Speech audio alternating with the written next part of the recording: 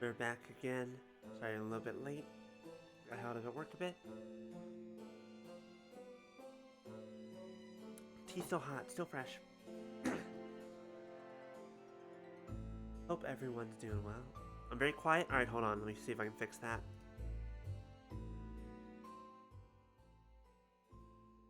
I haven't tried out the Olympus event yet. I was going to do that later. There we go. Let's see if that helps a bit. Turn the game audio a little.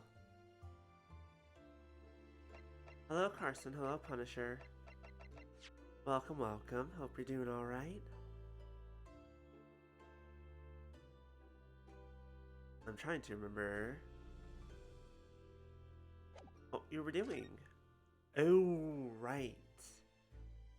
The old autopsy report from 10 years ago.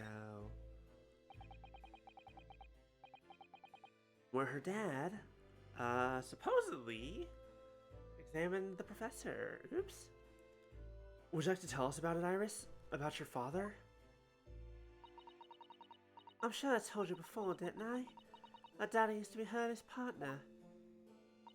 Yes, and that notes about all the cases they solved together are kept inside that metal chest. That's right. Hurley told me, you see. Said that Daddy's somewhere far away now, so we can't meet. That's one way of describing it. Then, when I secretly unlocked the chest and read through the papers inside, I started to build up a picture in my head of what Daddy must be like. Well, that's only natural. I mean, yeah, you're not lying. Mm-hmm. Yeah, the good old, mortuary... I don't know. Well, that's only natural. You're just like any other girl of your age. I read that Daddy was a professor of medical science, so I studied and took my degree too at the age of 10 fucking years old. Fucking genius kid. Well, that's only natural, I suppose. In that respect, you're not quite like any other girl of your age, though. But there was one thing that I could never find out. Daddy's name.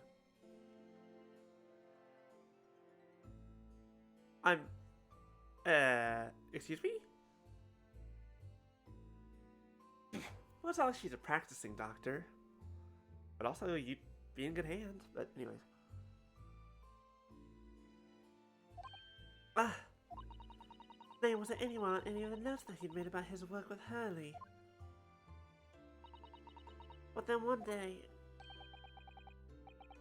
That's what happened, is it? When you saw this autopsy report, you finally managed to work it out, right? Is that right? Yes. So it was the handwriting in the report that caught her eye. Oh. That means she already knows? When I saw the writing on that report, I could hardly believe it. I know that handwriting, I thought to myself. Because it was the same as the writing you'd seen on your father's case notes? Exactly. I was desperate to compare the two properly. I needed to see them side by side. I asked the doctor in the laboratory, but I was told I couldn't take the report away. Even worse, I was told that was the first and last time we'd be allowed even to look at it there. You decided to steal it. Yeah, that's the thing that's interesting. This is starting to become very confusing that none of his name's not on anything. When I compared the autopsy report with the case notes I had here, there was no doubt. The handwriting was exactly the same. It was Daddy's. And the signature in the corner at the bottom of the autopsy report read, Dr. John H. Wilson. That's how I finally found out. I learned Daddy's name at last. See. Ever since then, I've called myself Iris Wilson.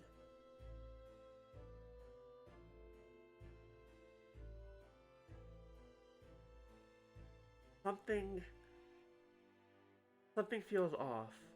Something feels wrong, and I can't quite describe it. I also had the brilliant idea of writing stories all about Daddy's exciting times with Hurley. Because if we remember from last week, someone, I don't remember who, I think it was Professor Mikatoba, so he never asked much about Wilson's, like, he didn't know anything about a family or a daughter, but he was fairly certain that he was never Sherlock Sholmes' partner. So, I don't know. I started fan then. I write the adventures of Sherlock Sholmes. Oh, Iris, I had no idea the stories had quite such a deep personal significance for you. Also, that means you got your medical degree before the age of 8? Because that was 2 years ago? I can see why the autopsy report was so important to her now. Why she was prepared to break the law to get her hands on it. What if John's not her dad, though? I must apologize, Iris. Really all my fault. Ellie? I made a promise, you see, that until the time was right, keep the details about your father a secret.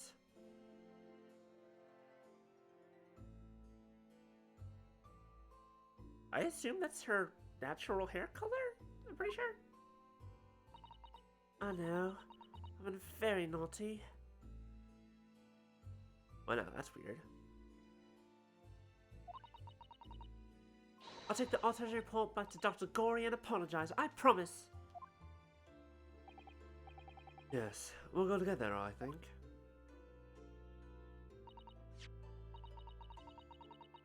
Then let me look after it for you until we get there. No, this is Clint's autopsy report, not the one for Sogi. This is the one. Okay, this is the autopsy report that supposedly helped them find the professor. So I need to read this. Clint von Zykes, 1933. May 31st, between 9 p.m. and midnight. Death from a steamroll stab wound to the heart. Wait. I thought that the professor killed using a dog as a weapon. Scarlet ink stains visible on the little and ring finger of the no document corresponding ink was found. Vital evidence recovered from the victim's stomach during autopsy, credited to Inspector Gessner for precision autopsy. No internal trauma noted anywhere in the body. Wait. This doesn't make any sense. Hi, Wristwatch. Welcome. Hope you're doing well. Good morning. Good time zone. All that fun stuff.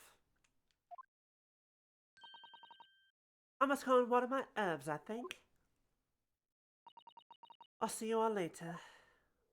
Iris, we still haven't told her that her dad's dead. Assuming that is his dad, which we're not entirely sure of. Let me fix this. Getting to turn things off. Yeah, there's a stab wound indicative of a duel, but the stab wound was in the heart. There was evidence in the stomach. It doesn't say what the evidence was. Very nice. Congrats, wristwatch. So I'm just like... But also, it's like the professor killed with the dog. Like, we know that. I'm just so very uncertain as to what is happening here. Also, I'm going to turn off the death counter. We don't need that.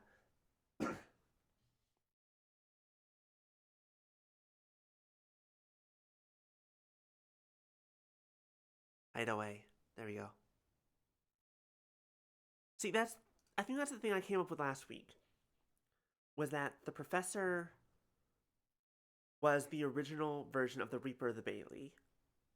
And potentially included Clint von Zykes. When Genshin Isogi found out about this, he was made the fall guy for killing Clint, because Clint was the professor, or one of the professors, who knows. And so Genshin Isogi was made the fall guy. I think, we're not sure. Poor Iris, she must be feeling awful.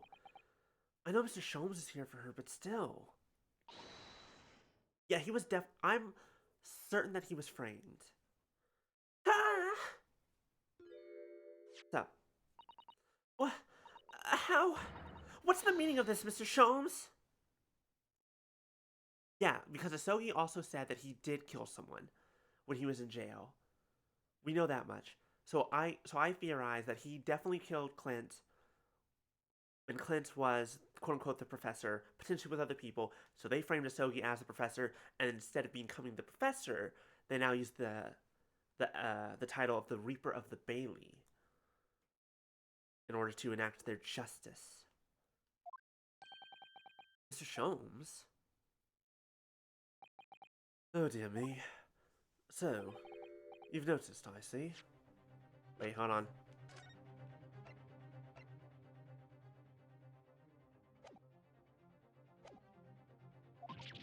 But that would mean... What on earth's the matter, Mrs. Sato? You're as white as a sheet. It's this autopsy report, Mr. Naruhodo. The one from 10 years ago. The writing isn't Dr. Wilson's at all.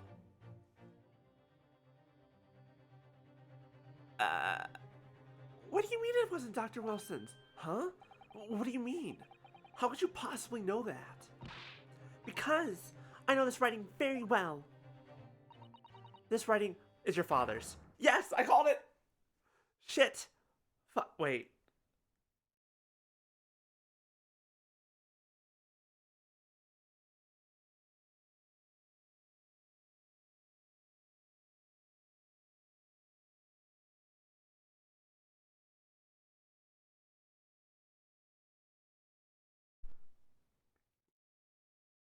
Are they sisters? Yeah, now I'm... This does explain a little bit. What? Professor Mikitoba's? Indeed, it's true. And now you know, my dear fellows. No! I don't know anything! Herlock Sholmes' real partner was never John H. Wilson. It was Professor Mikitoba. What on earth does all of this mean, Mr. Sholmes? Because the idea that's slowly forming in my mind, it's just too extraordinary to believe. Please, you have to explain.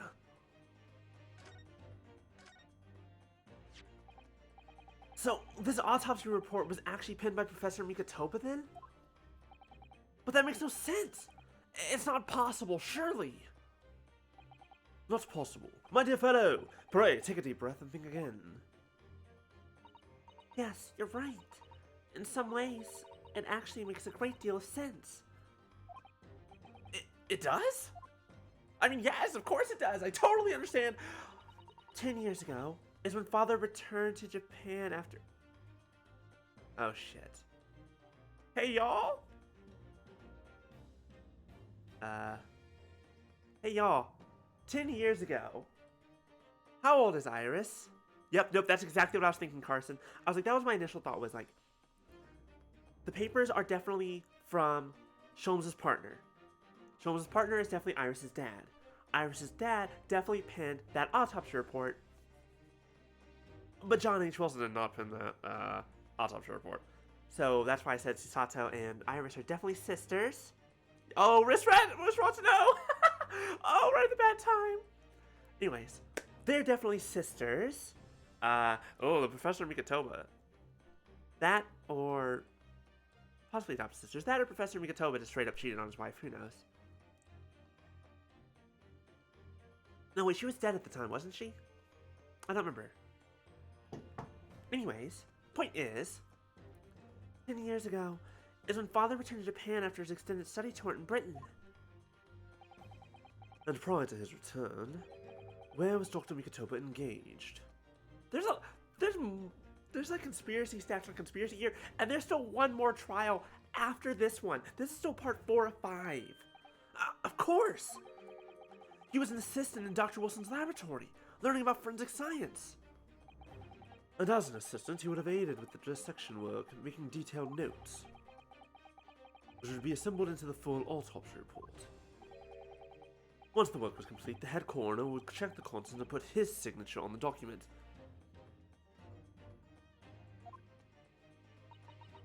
In other words, the only writing of Dr. Wilson's in the report would be a signature at the end. There's too much going on. I see. So Iris got the wrong end of the stick, you mean? She saw that and assumed the whole report had been written by Dr. John H. Wilson.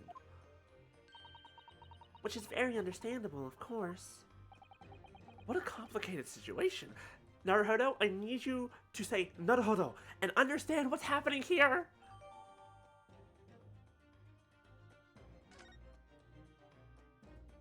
No, wait, no, come on! Make the connection! Thinking about it, most of what we know about you, Mr. Sholmes, comes from the published stories of your exploits. No, I think they are. Hold on. Yes, The Adventures of Herlock Sholmes, written by Iris. And we really have no way of knowing what's fact and what's fiction. Most troubling for you, my dear fellow, I'm sure. So what about the supposed partner of yours? Did he really exist or not? Ah, you come straight to the point, I see. And please come straight to the answer. I believe Iris explained it in one of her installments. He was a trusted comrade, and the only person I could truly have called a friend. Exactly. So, yeah. So if both of these things are true, if both of those facts are true, Mikitoba is her father.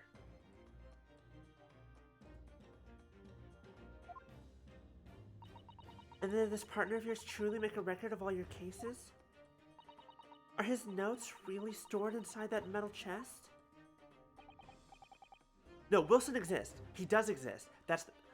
Wilson, okay, backpedal a little bit, you might have missed a moment.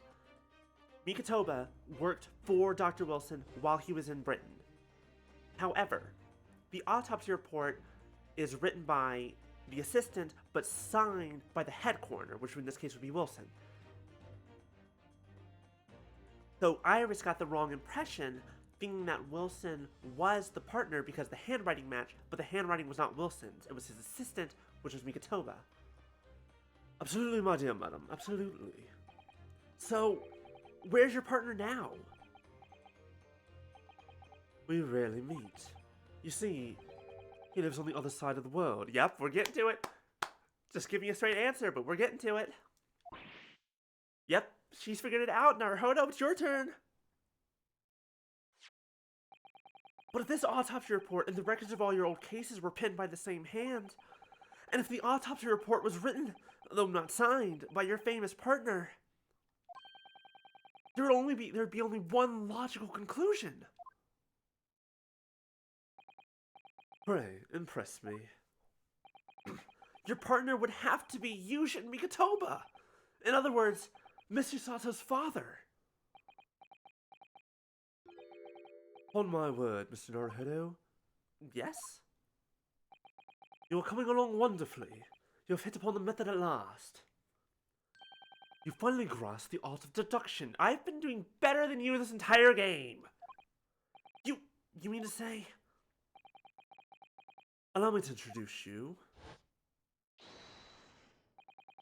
My great friend and partner, Mikitoba. Professor Mikitoba! Oh good, you're not dead or concussed. Thank goodness.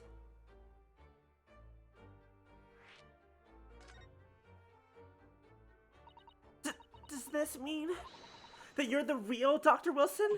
No, my dear. I'm still my old self, Yushin Mikitoba, your father. Oh, of course. This is obviously too much for Sato-san to take in. I must say, though, how my old friend has attained worldwide celebrity as a great mystery solver is the greatest mystery of all. I still remember the first time we met. Pray remind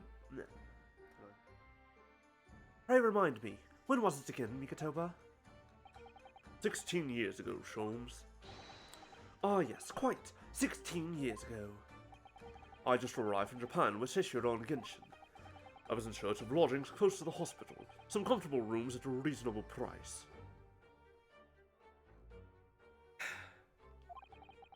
The rents are devastatingly high in that particular area. That's right, so I decided I needed someone to share lodgings and the expense. It was fortunate to be introduced to Sholmes, who found himself in a similar situation. I was a callow fellow back then. I'm a shadow of the great detective you see before you now.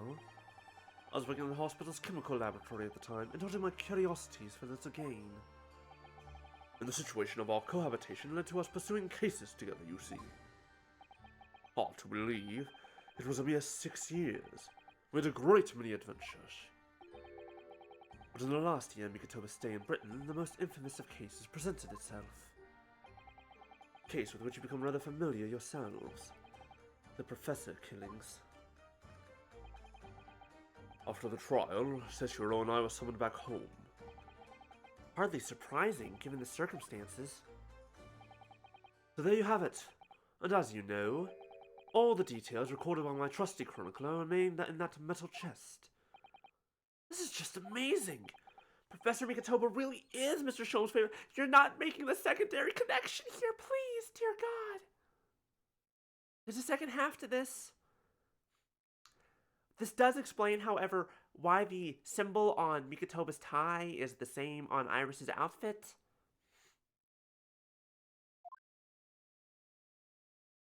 Hello? Susato, please tell me that you have. Please tell me you know. Father. Oh, goodness, my dear. What a cutting look. As your daughter, I'm very proud to learn that you were the great detective's great partner. But nevertheless... oh, wristwatch, you must have missed it because the answer to that question is absolutely yes. Technically, he's part of the Reaper organization, but yes. Is Susato the only one with a brain cell? Also yes. And occasionally we get to have it. There's another mystery that I really must ask you to explain now. And that is? You know very well what it is. The unresolved matter of Iris's father. Ah, of course! I'd almost forgotten about that one.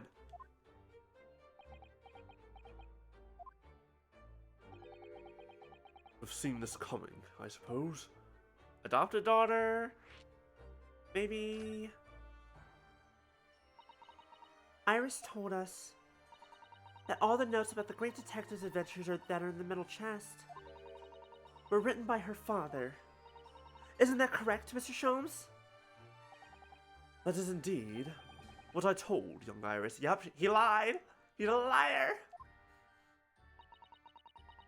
But if you're Mr. Sholmes' partner, father, and you wrote all those case notes, then Iris's father must be you. Oh! Upon my word, Mrs. Otto. You're coming along wonderfully as well. You too have hit upon the method at last. You finally grasp the art of deduction. What?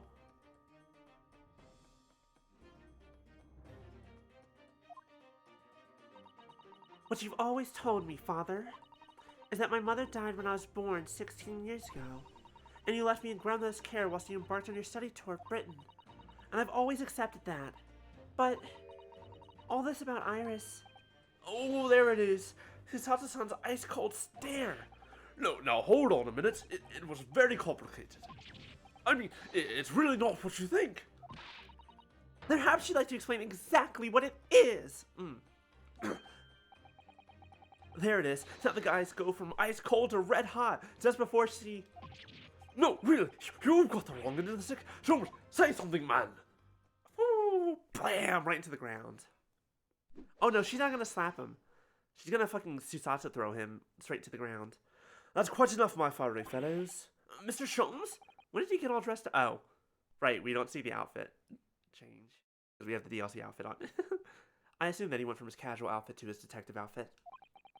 Whilst I don't like to interrupt this exciting exploration of the past, Mikitoba and I have an urgent matter that requires a short excursion. That's not an answer! Hello? But it's very late, Mr. Sholmes. Where must you go?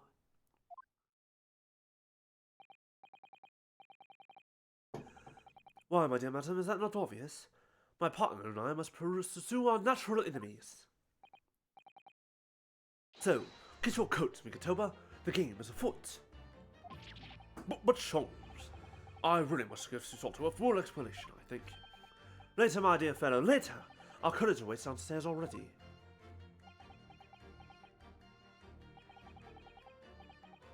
You haven't changed one iota, have you? Wait, 30 minutes in already? Oh, interesting. I mean, really, I visited our home after 10 long years. And when I opened that chest in a fit of nostalgia, I quite inexplicably passed out. And as if that wasn't enough, when I eventually regained consciousness, I'm plunged straight into all this. Father, please.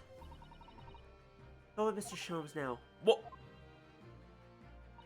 I've no doubt that whatever happened, you were acting in everyone's best interests. I trust you completely. Susato. And sending the great detective and his great partner off on a renewed adventures together is more than I could have hoped for in my wildest dreams. Very well then. We'll speak again later. Alright, if you can still hear us, wristwatch, go get food. Carson!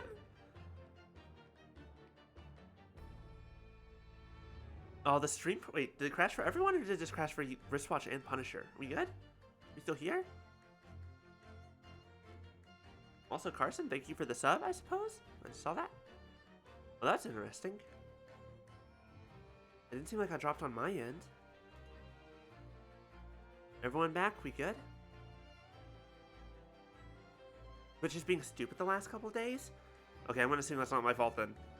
That's not my fault. We all blame Twitch. Makes it easier. Oh, I forgot to... No, I was gonna do that. I didn't have time today. So, I believe your own work is done for the day. I wish you the best of luck for tomorrow. Yes, Naruhodo. Good luck in battle, and in reaching a decision. Interesting. A decision?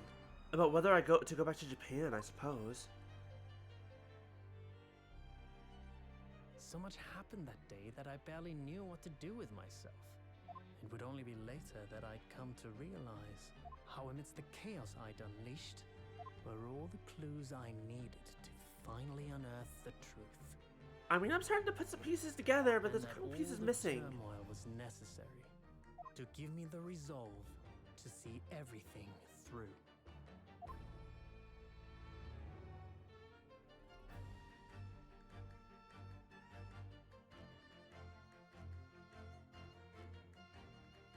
Curse you and your confusing. Wait, what do you mean end?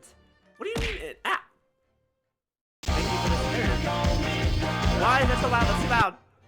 Oh god, that was way too loud. I'm so sorry.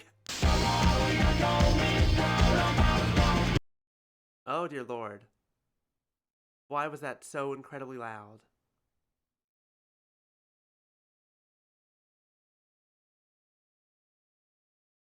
I am terribly sorry. That was used to go much slower.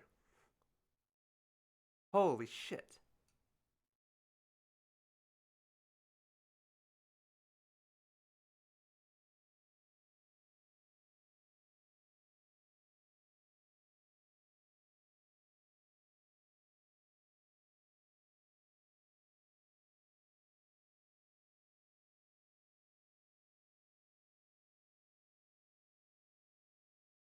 Don't want that happening again. Just turn that volume down.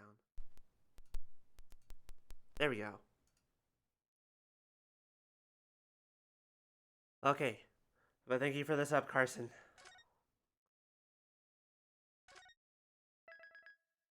Oof. Okay. Oh! Hello? What do you mean this is all part of the same last trial? Okay. I wasn't expecting that. That's what you meant by end.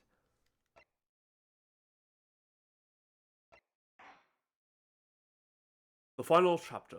The resolve of Ryunosuke Naruhodo.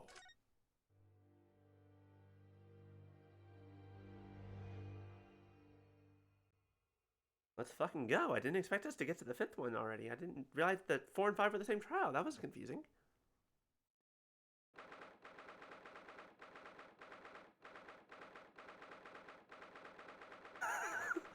Sorry, Carson. I'm gonna put the blame on that one on me. Because that was stream elements. But oops.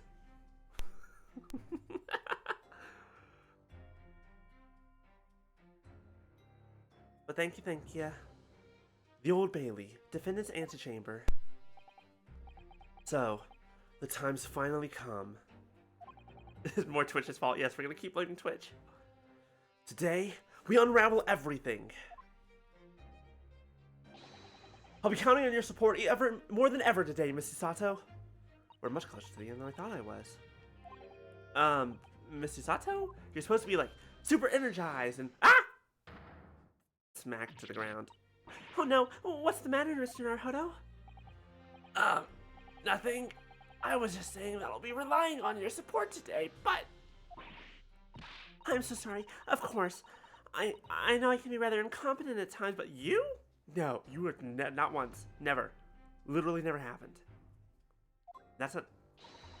I shan't let you down. Would you mind helping me to my feet, then? Oh yeah, no, she does this a lot. Or often. Maybe, well, every now and then. She used to do it a lot. Oh dear, I'm really very sorry.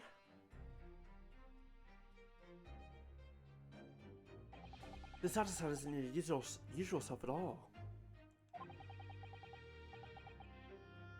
That's hardly surprising, I suppose. Just found out that her father is the partner of a world-famous detective. Not to mention... Good morning, sir. Hello, Mr. Vampire. Lord Von Sykes. Thank you for all your efforts yesterday. What? Did I hear that correctly? Did he just thank us? Hello? Is boyfriend number 3 finally growing a heart? Is it, or it's finally beating again? What? Oh, no, nothing. Just, I hope we can clear things up today. I really can't make this man out. His face says, I hate you, but his words are almost jovial today? In fact, he hasn't been very Reaper-like at all since this all began yesterday. Lord Van Sykes isn't the Reaper, Mr. Naruhodo. Good point. The Reaper? I suppose in hindsight, I shouldn't have allowed that misconception to go unchallenged. Huh? It was my tacit acceptance of that pseudonym. My failure to stop the Reaper becoming something more than a mere legend that led to all of this. But you're not to blame for that at all. You're not to blame for that, Lord Von Sykes. It's only because serious crime in the capital dropped off so sharply when the public started calling you that. That's why you didn't say anything, isn't it? To be frank, I'm not sure that was the sole reason. What do you mean? There was a rumor at the time that the Reaper was really the ghost of my late brother. That having been slain by the owl. Thank you for the junk mail. But that evil killer claims to wrest his spirit to return to some sort of demigod. To wield a deadly blade of justice where I, by dint of the law, could not. Yes, we've heard that story too. When I lost him, I felt as though I lost my guiding light. I didn't know where to go or what to do. So, more away, I wonder if perhaps those rumors made me feel his absence a little less keenly.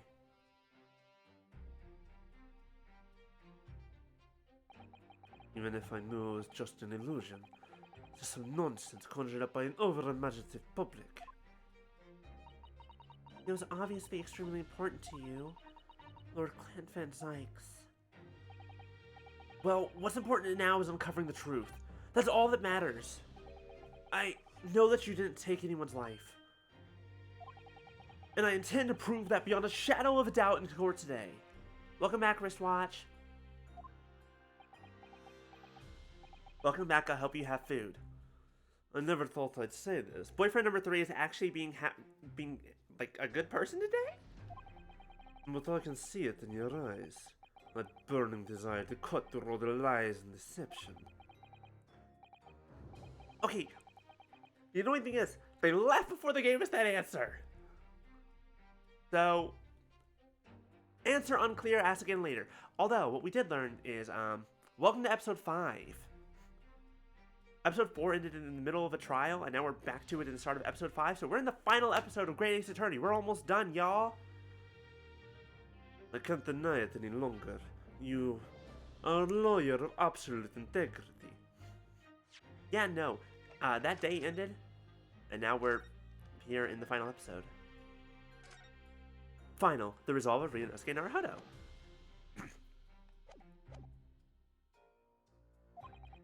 Thank you. Now tell me, why do I detect the scent of expensive teen leaves in the air? Oh, Iris! When did you get here? Oh.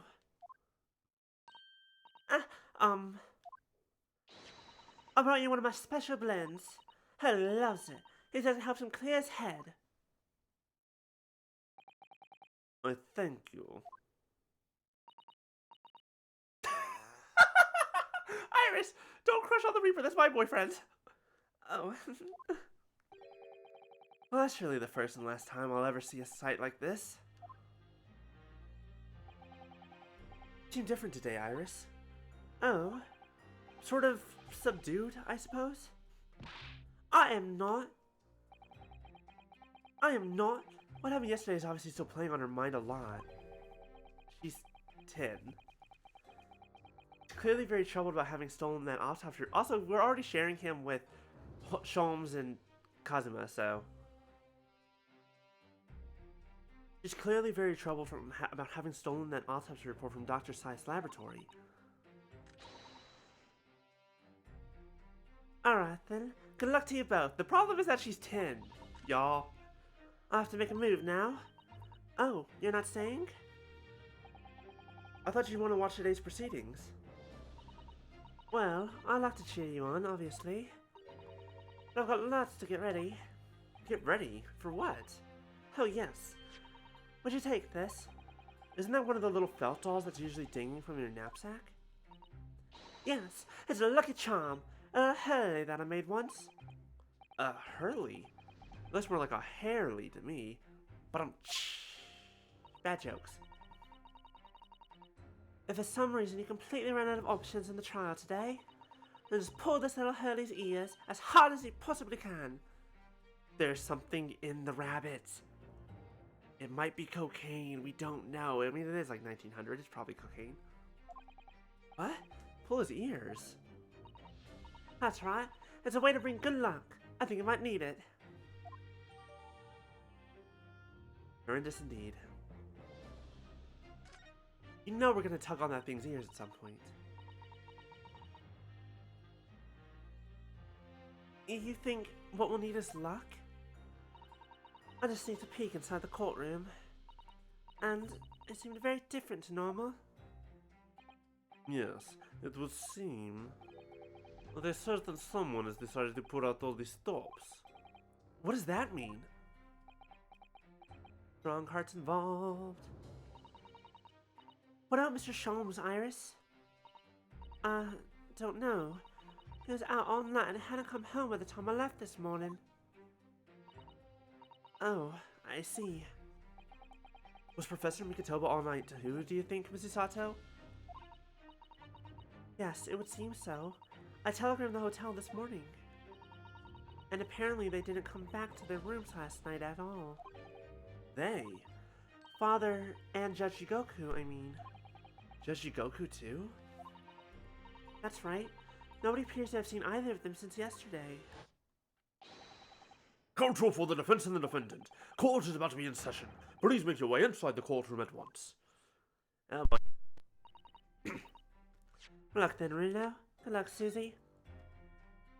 I want to pull on his ears now. Can I do it now? What a charming little rabbit version of Mr. Jones. Do you suppose that's how Iris sees him? Are you alright, Mr. Naruto? Your eyes are veritably boring into the poor doll's ears. Oh, sorry. I was just wondering, what do you suppose would happen if I were to tug its ears with all my might right now? I'm sure that we'll find out when the time is right. To become a proper gentleman, you really must learn stoic patience. But I want to know! There, the jokes keep making themselves. We're just gonna... This is an adorable little doll, though. Yes, thanks, Iris. And you, Mr. Reaper. I hope it goes well. I'm way too ADHD for that. Once again, I thank you for the delicious tea. It was very soothing. Oh, I'm so glad. You must go inside now, Lord Van Sykes.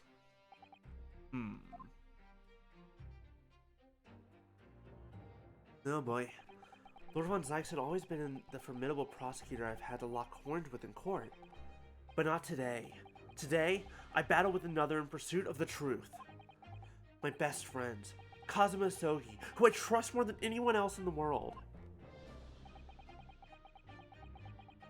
Now I understand what it was that drew me here to Britain all those months ago. Now I know exactly what destiny had in store for me. It's all been leading up to this one day. To this one trial. To this one final reckoning.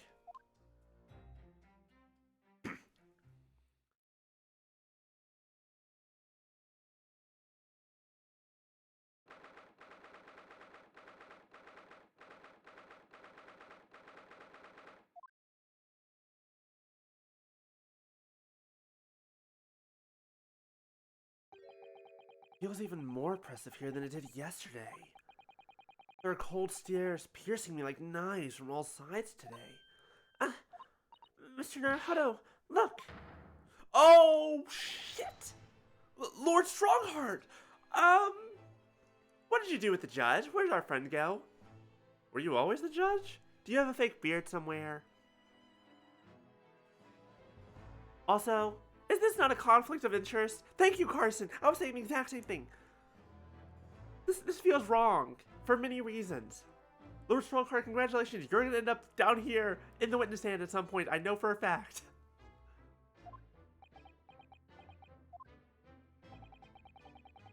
Look, here's how it works. With all y'all, with all of Caden's chat and all of Wisp's chat, there is one brain cell at all times. For some odd reason, I tend to share it with people quite often. I always find a way to weasel my hands. That or I'm just plugged into the network, however you want to call it. The network. I've been trying to think about what to call like my chat specifically. I kind of like the network. We'll keep thinking about it. What do you guys think? While we continue into this trial. Because at one point I thought ones and zeros, but no, we exist outside of the binary. Anyways, moving on. Cosmo must have known beforehand. The ramifications of this trial... Wait, no. Oh, that's the judge. The ramifications of this trial now extend far beyond the murder of one Scotland Yard inspector. In fact, events have come to light that threaten to rock the very foundations of our country's legal system.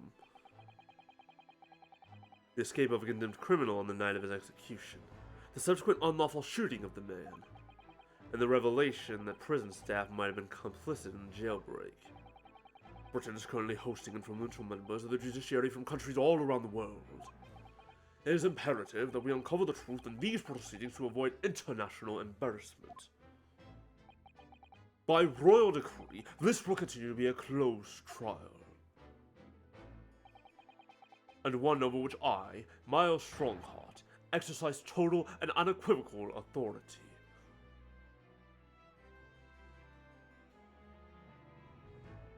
So it's not a fair trial, is what you're saying.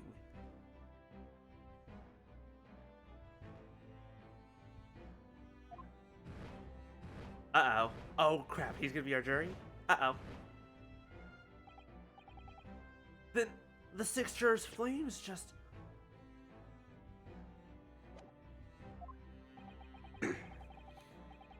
As was the case in yesterday's proceedings, those here present in the public gallery are distinguished members of our judiciary, assembled to bear witness to a fair judicial process.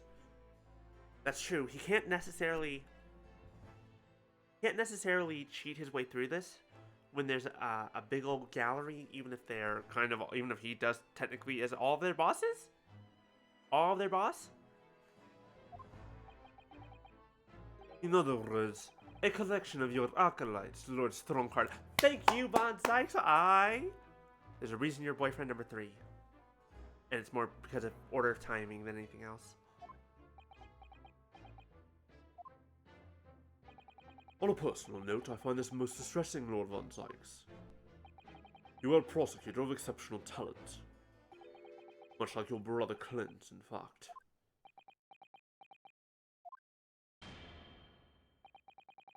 In the name of Her Majesty the Queen, I hereby declare this court to be in session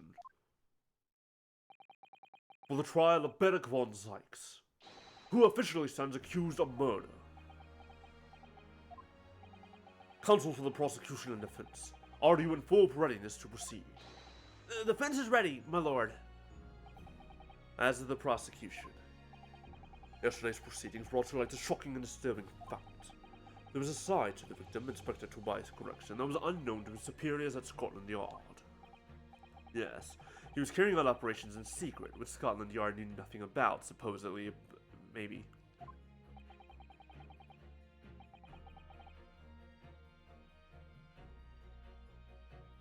One moment.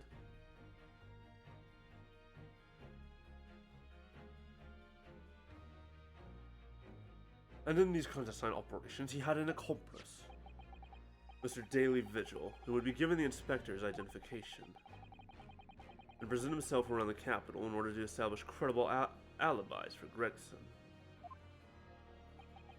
In that way, Gregson appeared to be carrying out his regular Scotland Yard work, when in fact he wasn't. At the end of yesterday, I'm back to the judge. I need to remember this ain't the judge. What was your voice, Strongheart? At the end of yesterday's session, Mr. Vigil, who had been suffering from amnesia, regained his memory. It would appear he buried his memories of the time deep inside himself as a means of self-preservation. Because whilst he was engaged as chief warder at Berkeley Prison, he abetted the convicts' escape. He allegedly abetted the convicts' escape. Mr. Vigil is currently recuperating at St. Sinners. He's recovered enough to get a signed statement about his movements on the day prior to the incident. He's formally admitted to posing as Gregson whilst investigating the Red-Headed League.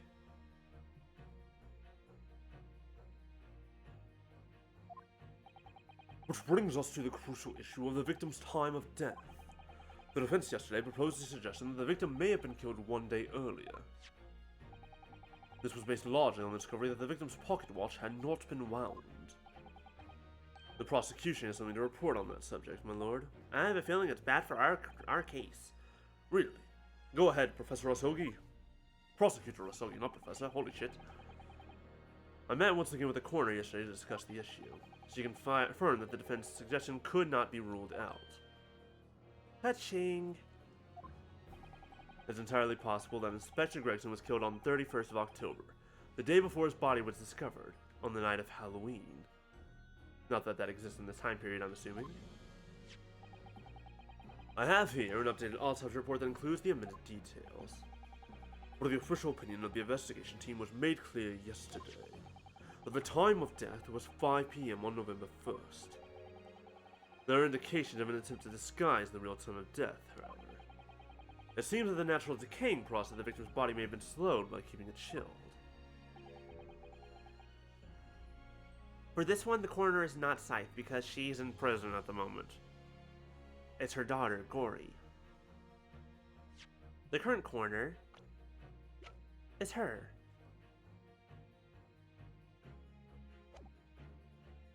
That's out of the question. There are no refrigeration devices in that pot of London large enough to accommodate a human corpse.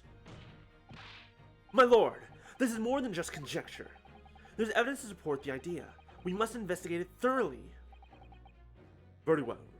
She also wants to cut you to ribbons. Well, she doesn't want to cut you to ribbons. She wants to slice you open and see how your heart works. You make a fine corpse, as it were. Let me grab my scalpel. I believe you would make a fine corpse to open up.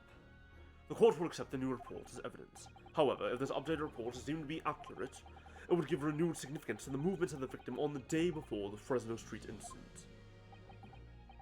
It would, yes. Especially since on that day, Inspector Gregson was using Mr. Vigil to cover up his real movements. It's conceivable that he was killed in the course of his secret activities. So I sent to the prosecution some information regarding these activities.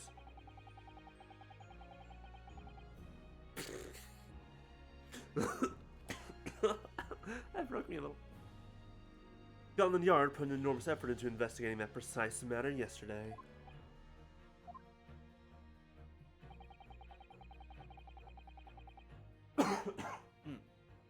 Okay, we're good. Had some air go through the throat here. I think we should begin by presenting the results of that investigation work. So the prosecution calls its first witness now. Gina? State your name and occupation for the court. Inspector Gina Lestraw reporting. Representative of Scotland Yard. A self-conferred rank, but never mind. Gina? Again? What's your problem, Odo? What's with that, Gina? Again? Look, eh? She's with her... The boss meant the world to me. He done more for me than anyone else ever did. Oh, Inspector Gregson, you mean? He got me out of the back slums like East End and took me under his wing. Told me that life can have a purpose. That's why I'm the best person to be standing here speaking for him. Oh, Gina. Right. All that of the goodness of Gregson's heart. Not at all that he had his arm twisted by Mr. Sholmes, no. What's relevant to these proceedings is that the outcome of Scotland Yard's investigations yesterday has revealed that the victim was carrying out some assignment the police knew nothing about. Very troubling. That face. Lord Strongheart knew! So, Inspector Lestrade, let's hear exactly what it says in the report. Coming right up, sir.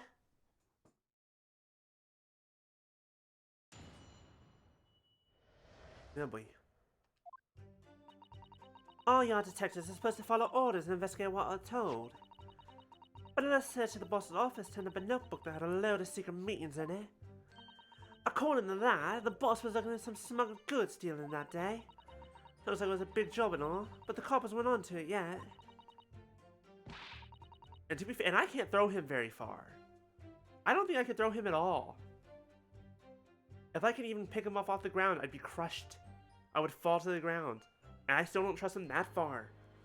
What matters most is, there's witnesses what saw the Reaper at the place too. Okay. Smuggled goods? Hold on. Boss is looking at some smuggled goods deal. I don't know, do I? I'm just telling you what was written in the book. Tobacco, tea, spices, medicine, good of all sorts flown to London by illegal channels from across the globe. It's well known that they're disposed of at regular black markets that take place in the capital.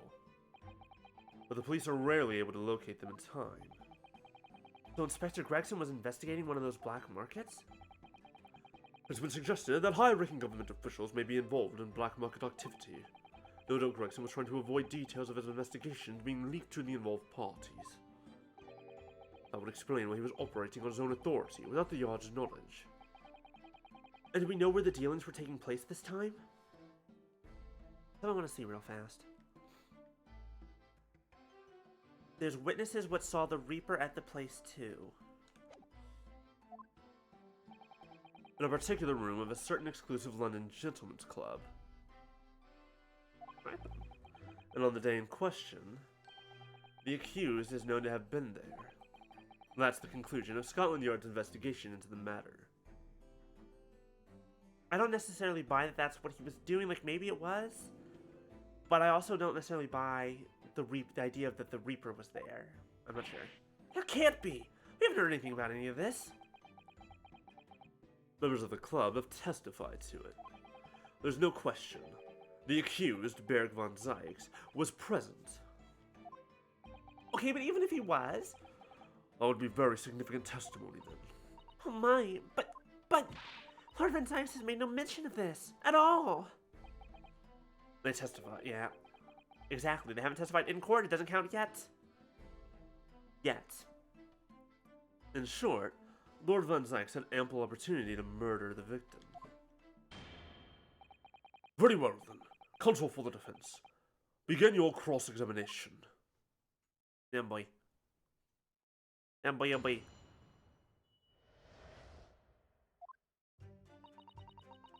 They're supposed to follow orders, investigate what they're told. Okay, you don't need to worry about that part. Turn up a notebook. Let's talk about this a little more. So you went through Inspector Gregson's things? Yep, as part of the independent Lestrade investigation. I'm sure your superiors would be delighted that you're taking the initiative. Just snuck into his office when no one was about.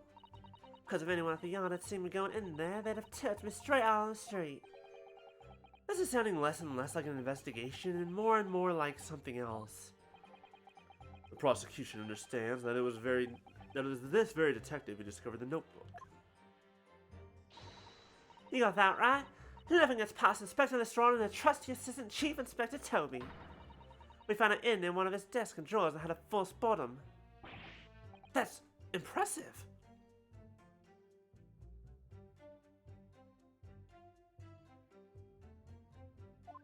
Nope, we're leaving it.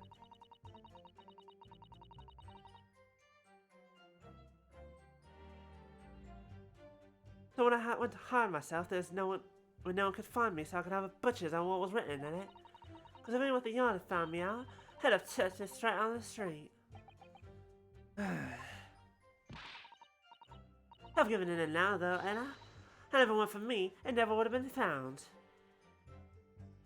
It would never have been found, whatever. Boss is looking into some smuggled goods dealings. Do you have any idea where those dealings were taking place? Yep. It was all there in the boss's notes. Let's see if I can remember. As I already said, the illegal dealings were due to take place at a gentleman's club. Yes, I remember, but I was hoping to find out the name of the club. That won't be necessary. What? It's conceivable that the club might be used again by the smugglers in the future. Therefore, the prosecutors have been asked not to reveal the name of these proceedings. I don't know what all the fuss is about. It's right here. All I gotta do is read it out. And I could too. How about this reading game button up now? Can I show you what I can do? Go on, what's the arm? It just hasn't signaled his objection yet. I could try to find out. What should I do?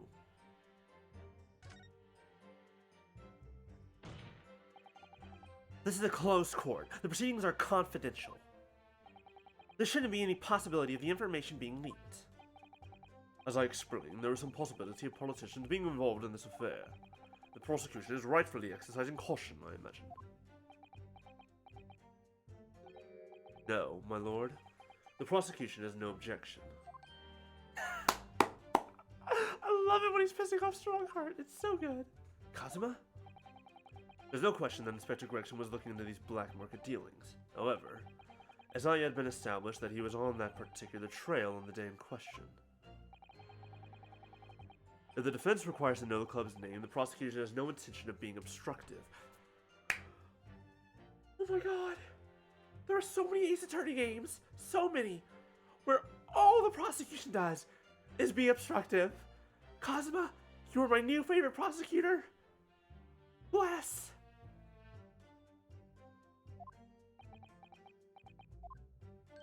Right then, I get to show off my reading skills. Apparently the smuggled goods deal is going to happen at a gentleman's club called the Grouse. The Grouse. Grouse. The Grouse. Hold it! Huh? The Grouse? What sort of a club is that? I ain't got the foggiest. Clubs ain't exactly my thing. But I am kinda curious. They're not places where a foreign student like you would be readily admitted. You looked in the mirror recently? I tell you what, me and Chief Inspector Toby could go in undercover. Could you, though? I could put out a few good marks and see what else I could find out while I was in there. I really don't think you should go picking out anything. Anyway, that's where these black marks dealings were going to take place, is it? Yeah, it's gotta be. Head of the lower ranking detectives at the yard, I reckon. Says the even lower ranking detective. Looks like it was a big job and all, but the cops went onto it, yeah? So how would Inspector Gregson come to find out about it in that case? That's the question, ain't it? But I'm just an apprentice, so... And why didn't he inform Scotland Yard of his findings? Yeah, that's what I was asking myself. 'Cause, you know, I'm just an apprentice. When it suits you, yes. Anyway, point is, something went on at that club, no question. Gross? Gross. Grows? Like grows or gross? I'm gonna say it's even grows. You can't say that for certain though, surely. Like growl without the L? Growl. Oh, grouse. Okay, it's grouse. Got it. What matters most is the Reaper saw the blah blah blah, witnesses saw the Reaper. Lord Van Zykes was at the club? He was. Detectives who visited the club yesterday to make inquiries have confirmed it. Several members report having seen the accused being admitted to the room in question as a guest. It looks like there's no disputing that he was there then. Well, we know that Lord Van Zykes was investigating Inspector Gregson, don't we? Perhaps he'd already discovered the inspector's secret notebook. Which led him to the club, you mean? Maybe. Presumably, then, there are also eyewitnesses who can testify that Gregson was there? None have been identified at this time. No. So the all-important victim wasn't seen at this mysterious club. Oh, why aren't you asking Inspector Lestrade, eh? Eh? So that's all I've got to work with. She's not holding back with that ice-cold stare of hers, is she? I really don't know what to make of all this. Lord Van Zykes told us he was investigating Inspector Gregson, but he never once mentioned that he met the inspector the day before the incident. You don't think Lord Van Zykes could have been lying to us, do you? That's not the only way to explain this. Oh. If everything Lord Van Zykes has told us is true, then there must be a mistake in this testimony somewhere. You mean, there are details we've yet to uncover? Exactly. A clue, perhaps, that even Gina hasn't noticed. That's what we should be looking for here. Oh boy. Well, let's see what we have.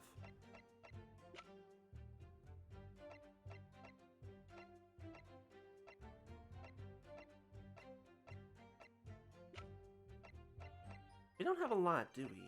Or we have a lot, but boy, it doesn't feel like we got a lot. Yeah, that's the thing that's getting me. As I said, oh, but the problem is the public knows Lord Van Zykes as the Reaper. Hold it! So, you follow orders, do you, Gina? Nah, not me. I'm above all that, see? Oh. My boss always had special orders for me. Grab us some fish and chips, or go and give Toby his grub, that kind of thing. So, errands more than orders, then. This detective is still an apprentice, after all. Yeah, well, as a apprentice ain't want to sit around and wait to be told what to do, even by the boss.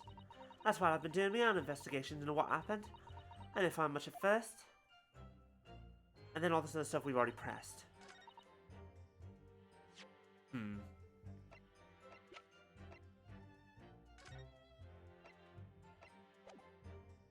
Questions. Right, there's this. That's right, I forgot about this. Tobias Gregson, passport, dated departure within 1 week from October 31st. So, doesn't that mean that she wasn't there? Did we open this? We did open this. I don't remember what's inside.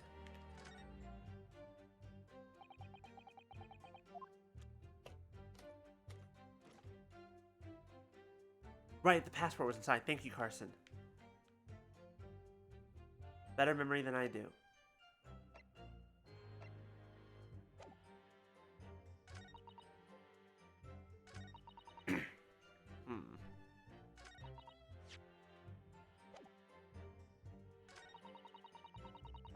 There's having a General's Club. This is the... I just saw the Reaper there too. What was the Reaper doing the day before?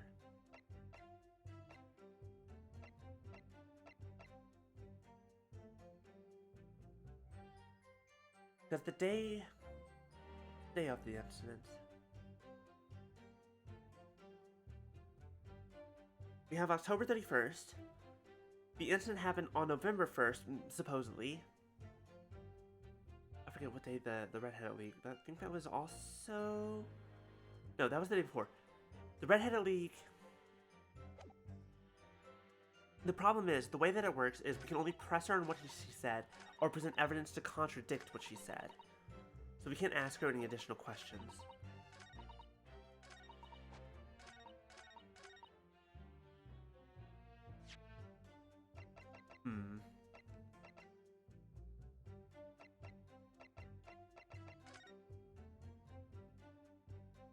Do you have a day on here?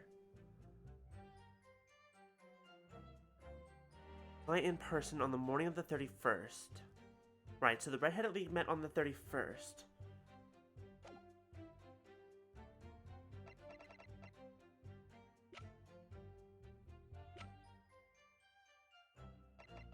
But Vigil went there, and he had... And so he had an inspector's identification. We have a passport.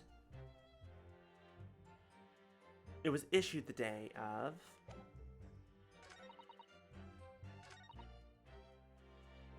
Which means that we know that Gregson wasn't necessarily there.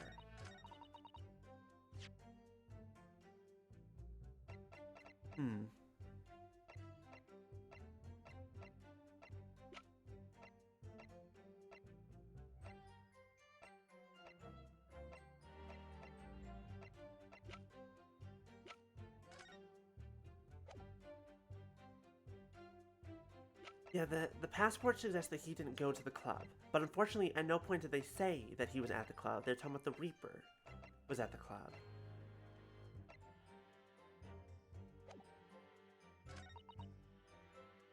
Loads of secret meetings. Apparently, a smuggled goods deal was going to happen at a gentleman's club called Grouse. I don't think that's a name we've seen anywhere else.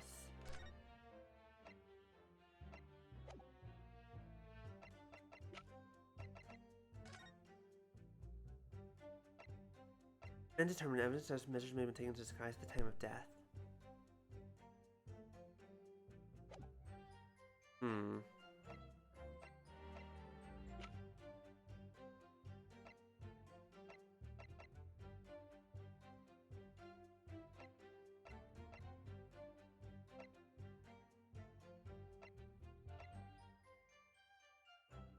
Right, okay, the case, that reminds me. The case, the trunk here, was at the scene. It was taken by Sandwich. Gina got it from Sandwich. She didn't get it from his office. I forgot about that.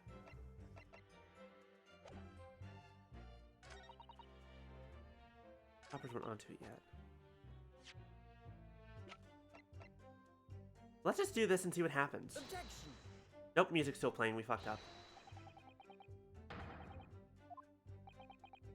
Judge, I must deny your objection. There's no contradiction here. Oh.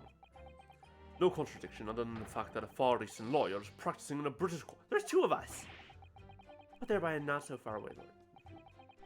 If you, that, also, yeah, you're the one who put me here. Thank you.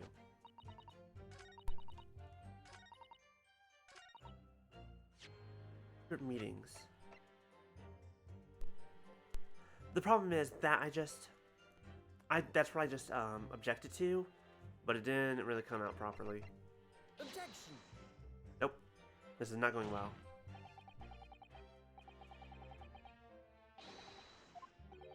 I see no inconsistency there.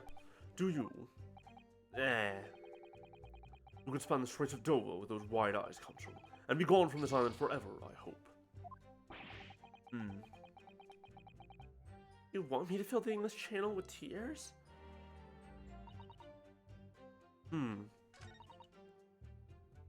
Women's Club.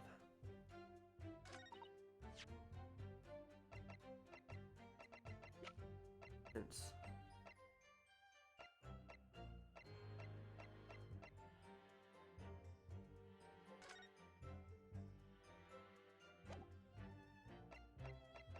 I don't know what it wants from me here.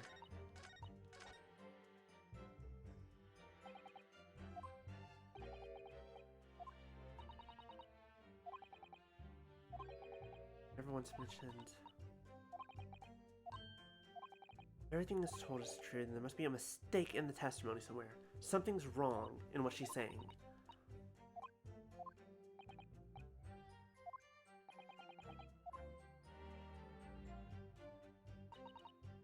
Was to follow orders and investigate what they're told.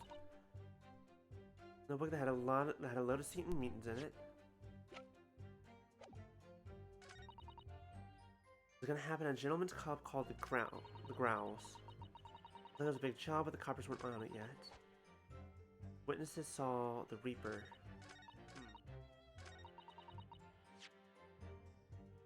Curiouser and curiouser.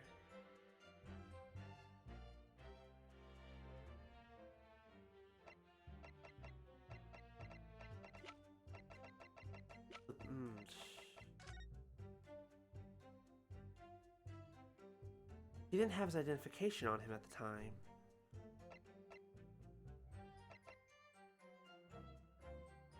All yard detectives are supposed to follow orders and investigate what they're told, but he had a secret means, so there's not really a contradiction there.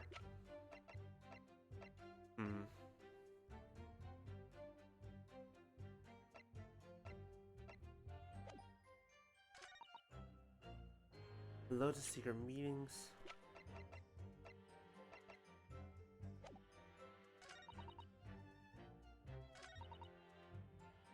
I feel like I'm forgetting something a lot.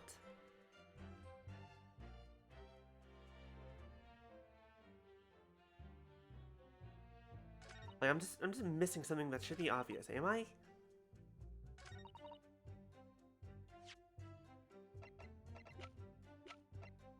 Well, because there's also this.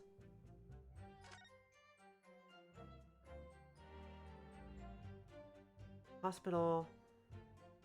Blah blah blah.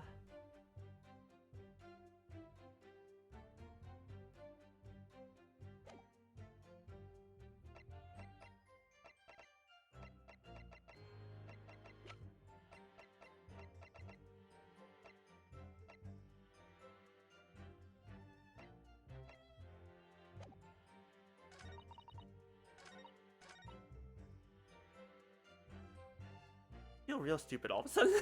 Send help! Wait, the coppers weren't onto it yet.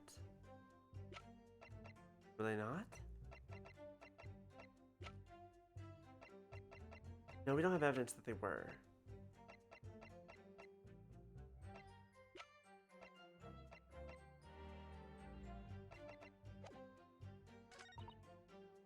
Gonna have a gentleman's club called the Growls. The Growls.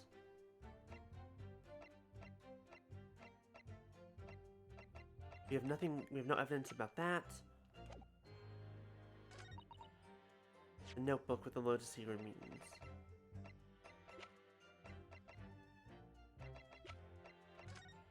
No, that's just an image, right? We can't open up the picture frame. We tried that already.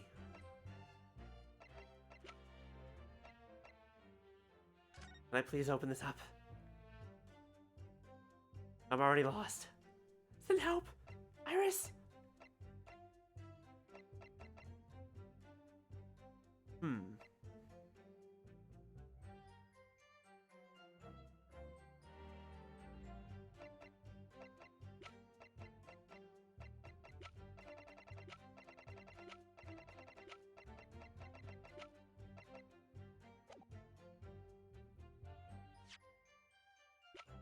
Objection! No, I think we already tried that, didn't we?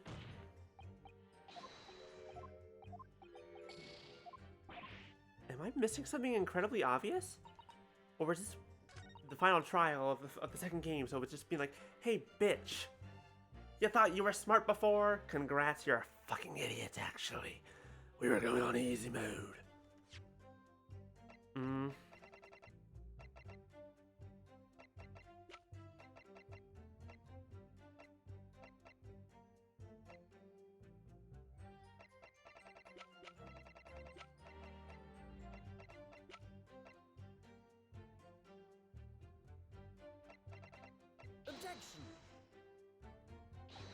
At this point, I'm half tempted to just start brute forcing it, but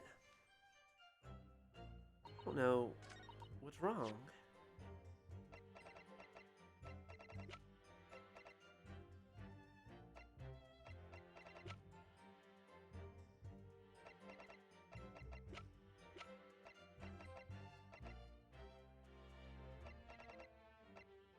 Objection! If anyone has any ideas, please send help.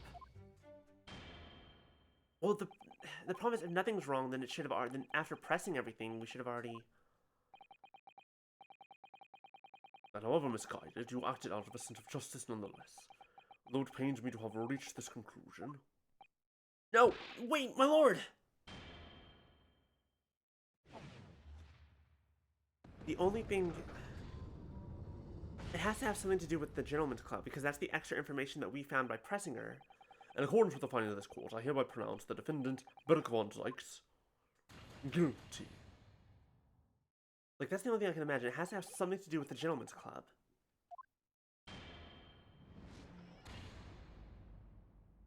That's the only additional bit of information.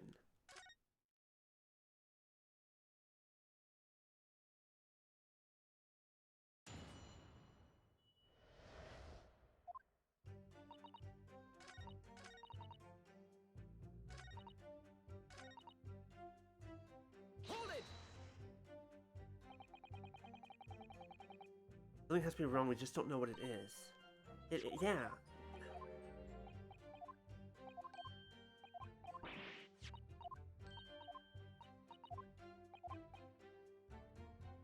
Let me try something.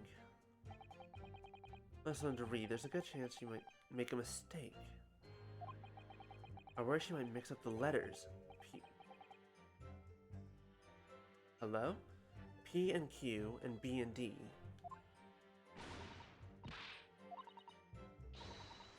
All the way to V. The defense will wait until the wind's...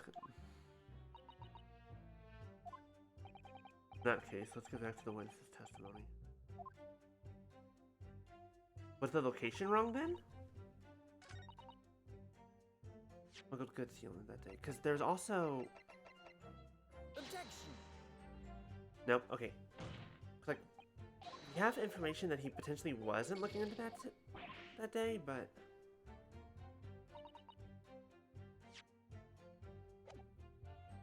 Hold it!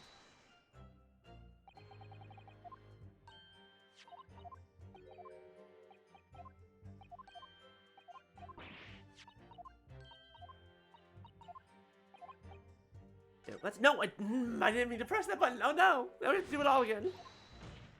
My bad. Oops, sorry. One more time. Hold it! I need to insist and get that name again.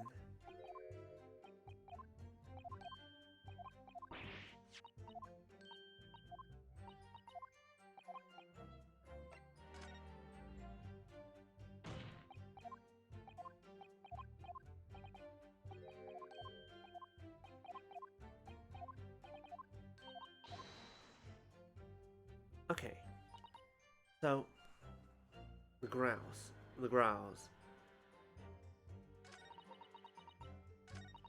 We did press this, right? Oh, no, we did. It didn't provide any information at all.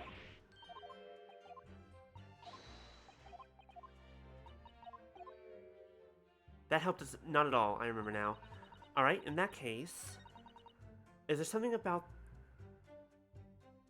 the name that's wrong? Is there something that's similar? What if that's the wrong name? What if she did read it wrong?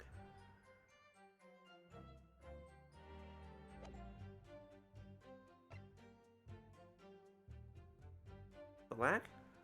Okay, we're back. We should be... There we go. Interesting.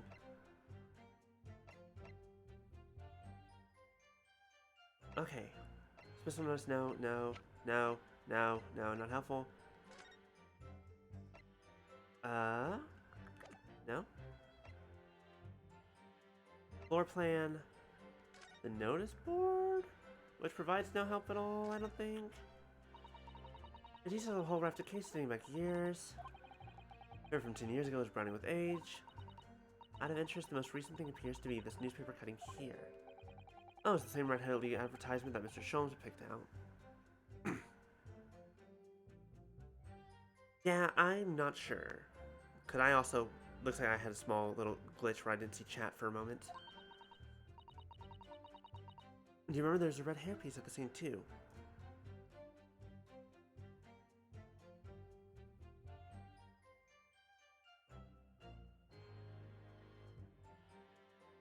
Also, refresh this to make sure that's working properly. There we go. Was Inspector Gregson an exponent of the Red-Headed League then? That's true. We have the evidence that he was doing something there.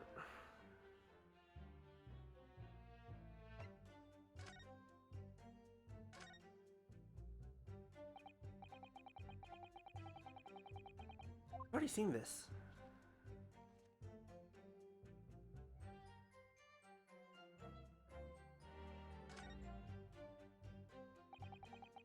Come on, insignia. From identification number details, all of course. Inspector Gregson's identification. It's legit. Yosogi papers. Trunk. Ah! Holy shit, why did that fuck up so much? Thank you, Wristwatch, for the sub. For the resub. Oh, 4 months. Wow. That came out weird, that audio, right? I'm not the only one that came out weird on.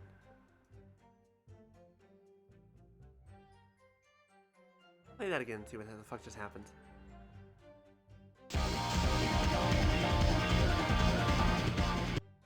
What the fuck? It was quieter, but what the fuck was wrong with the audio? Why was it so fucked up? Why did it... What?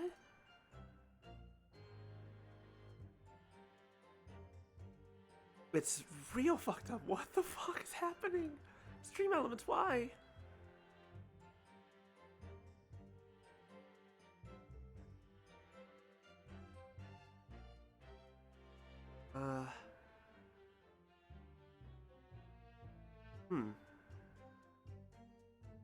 It should only be playing it once, but for whatever reason, it...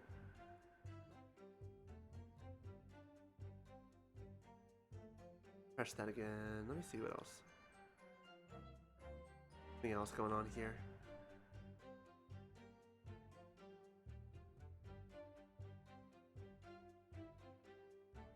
No, we should be fine. Bizarre.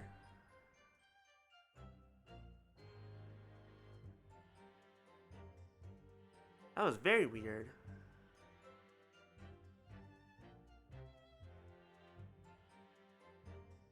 Very weird indeed. Where were we?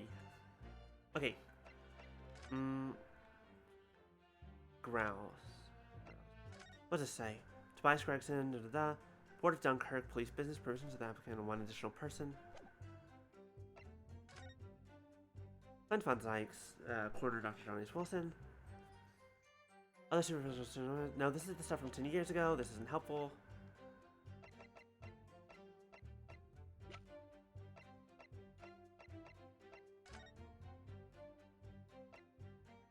Shot in the chest, scorch mark point of entry, color of a gun, standard issue. I have not tried the case, no. Because I'm not sure what to use it on. Objection. Or maybe I did try the case.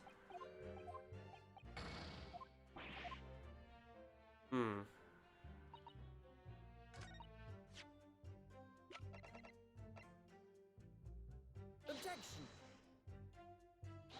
Nothing even remotely similar to this name has come up anywhere that I can find. It has to have something to do with this phrase. But I have nothing to go off of.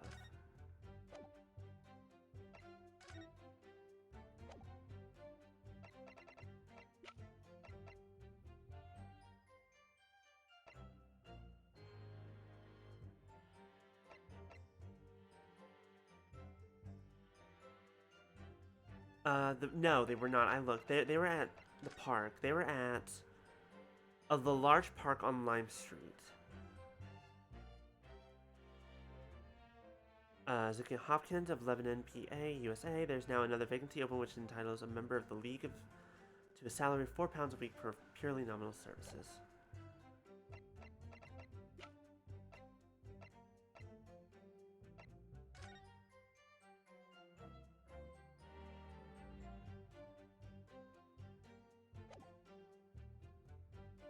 Objection!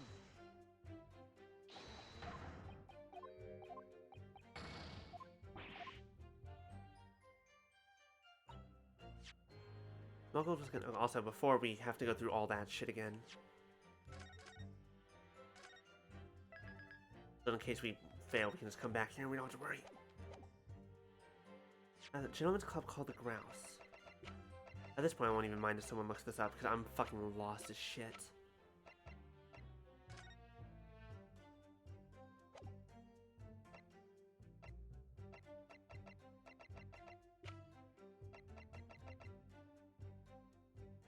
That's what I've been looking for. I haven't found anything that has that name or even something close to it. Autopsy report: coroner Mariah Gordy, victim named Tobias Gregson, male, age 45, nationality British, time of death, indeterminate, evidence suggests it's old. Cause of death: victim was shot in the chest. Scorch marks point of entry. Caliber of the gun used matches. Nope. Nothing there.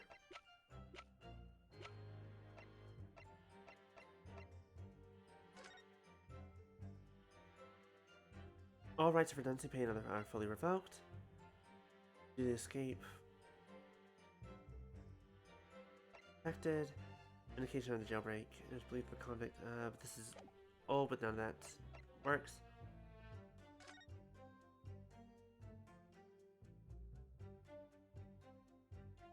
Blackbird line. This might be something important for later. I never actually looked at this. I don't think it really matters. There's nothing else here about the grouse, I don't think.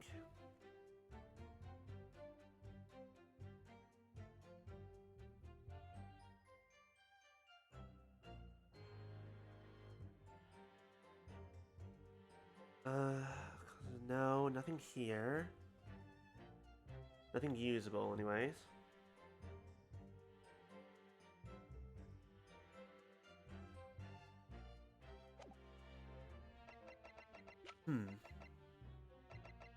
We've already looked through that.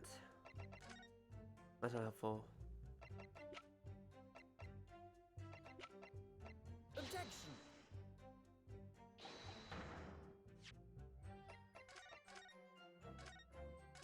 Okay, yeah, I'm just gonna. I'm lost. The bunny doll? I don't think so. Like that would be. It'd be amazing that would use this immediately. Yeah, I still can't do anything to it. Excuse me.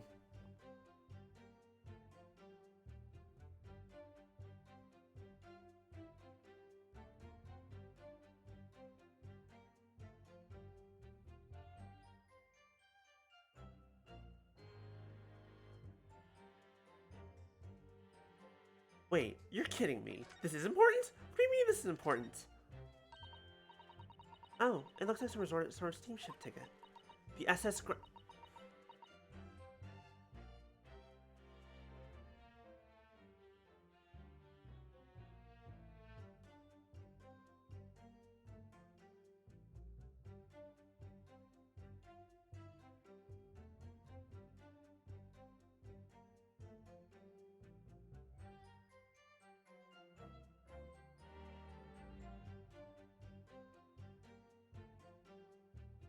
You have no idea how much I want to scream. My soul has just been broken into 2 pieces. Wait, no, hold on. That's more like 20. Oh, son of a bitch. Oh, that's the boat Professor Mikatoba and Judge Jijoku came on from Japan, isn't it? Yes, I think it's called on Dunkirk on the north coast of France and, I think it's been almost a year since we arrived in Dover on the SS here's the thing. If I had looked at this thing, back in episode part 4, I had never looked at this ticket. I was like, cool, we have a letter of introduction, we'll give it to Governor Caden. Never thought about it beyond that. We never thought, let's look at the ticket. Because we always need to look at all the evidence. Something important will always come up. Yes, this was the ship Mikatoba came on. And it wasn't there. It was not in port until the 1st, which was the day after. Oh shit, Carson, you're right. Yes, I agree. I have mine safely in my diary. And I keep mine in my wallet, so I have it with me at all times. Oh, well, how strange. Where could it have gone? Are you like this on purpose, Mr. Naruhodo? Did I imagine it, or was that comment accompanied by a little sigh?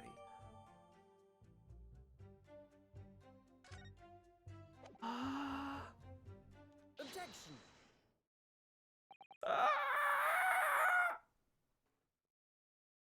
I've read about these clubs that exist here in Britain. As I understand it, they're places where well-to-do gentlemen socialize with friends and colleagues. Don't imagine for a second that a foreign student like you would be admitted. Seriously, is your mirror cracked or something? Do we know for sure that the contraband dealings were definitely happening at a club called The Growls? The police are currently looking for evidence, but haven't found anything definitive yet. And I'm sorry to say that they probably won't. What do you mean by that? I mean that the place Inspector Gregson was secretly going to visit on October 31st may not have been a gentleman's club at all. You're showing a very irreverent attitude toward our country's police force there, Counsel. With good reason, I feel like. If it wasn't a gentleman's club, then what was it? A steamship. Also, why would you immediately think it was a fucking gentleman's club? You think it's a ship? I have the evidence to prove it here. Let me see that. This dark-suited young man is not in the least bit untrustworthy. No, the other side, my lord. Be more specific next time. Ah, this would appear to be a ticket for passage upon a steamship, yes. The SS Growls. Hey, bitch, guess fucking what? So there's a steamship named the Growls that happens to share a name with the club. You haven't found the fact that the club exists! Why did you think it's a club? What proof was there in that? But I'm afraid to say, there's a flaw in your logic there. How? Look at the ticket. Notice the date of arrival in port. The ship arrived at the port of Dover on November 1st. Oh! The day on which the sound like a gunshot was heard on Fresno Street. In other words, on the day in question here, 31st October, when the victim was on his clandestine mission, this ship hadn't yet docked on British shores. Wait!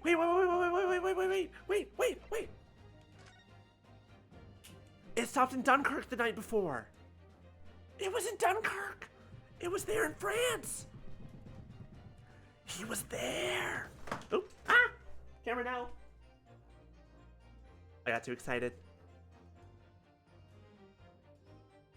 Camera's placed very particularly. Now we know what the passport's for. And the trunk. So, that will certainly make an undercover investigation somewhat challenging. Victory. Thank you, wristwatch. The fact that the steamship hadn't yet reached Britain substantiates the defense's assertion that the victim was investigating the SS Grouse on the day in question. Then show your evidence for that assertion. Very well. I love when they say, show the evidence. I'm like, here's the evidence. And they're like, wait, what? You have evidence? What the fuck? In that case, counsel for the defense, present your evidence to the court now. Evidence that substantiates your claim that the victim was investigating the SS Grouse on October 31st. Oh, thank God, it was that one fucking thing, that one goddamn ticket. What's this? A passport for travel issued to the victim. Dated October 31st. What are you suggesting? Look at where it was going. I'm suggesting that just one day before the inspector's body was discovered, There's a distinct possibility he wasn't even in the country. Bitch. He was killed in Dunkirk and body dropped off? Maybe? Maybe? Order, order! This document is for passage to France. It does appear to have been officially authorized. The day before the SS Growls arrived at Dover, it docked on the northern coast of France for a night. According to my father, who was on board, at the port of Dunkirk. Dunkirk, France. What could possibly have taken the victim there? The SS Grouse. Grouse. Hello? He said he was investigating the Grouse on that day. Bitch! I'm impressed, Ryunosuke Naruhodo. I certainly expected you to get your hands on that passport. What? You mean you knew about this? The prosecution strategy for this trial has been laid down by the Crown Prosecution Office. On the day before the incident, the victim was investigating contraband dealings at a London club. Wait. Hold on. Did you hear that? The prosecution strategy has been laid down by the Crown Prosecution Office, not by Kazuma Asogi. This is what he was told. He was told to prosecute on this assumption. That's the outcome of Scotland Yard's investigations and the line the prosecutors have been asked to follow. But personally, I don't agree. I think the prosecutor's office is trying to hide something. What? And now that you've expertly disproven their assertion, I tend to reveal what I believe that something to be. What are you playing at, Prosecutor Asogi? You're a bitch! That's what he playing at. A courtroom is a forum for the truth, my lord. Which is why it's my duty to present all the facts, without exception. Let me guess. This was your intention from the outset, wasn't it? The reason Inspector Gregson secretly made his way to the steamship docked in France on the day in question was to carry out a mission for the Reaper. The Reaper? Order, order! What on earth are you saying, Counselor? The prosecution made an assertion in court yesterday.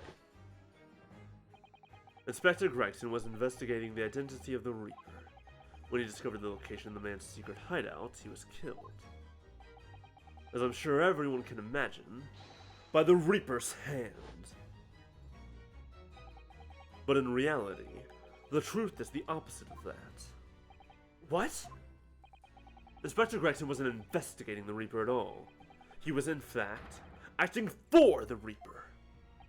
So, you're saying the mission he was undertaking was... Obviously, an assassination. But he failed because Mikatoba's still alive. Beric von Zykes never carried out any of the actual killings, and you're still wrong with the fact that Zykes is the Reaper. But that's okay, we'll get there. Whenever the Reaper's victims lost their lives, he always had a cast iron alibi. Which tells us that he must have had an accomplice.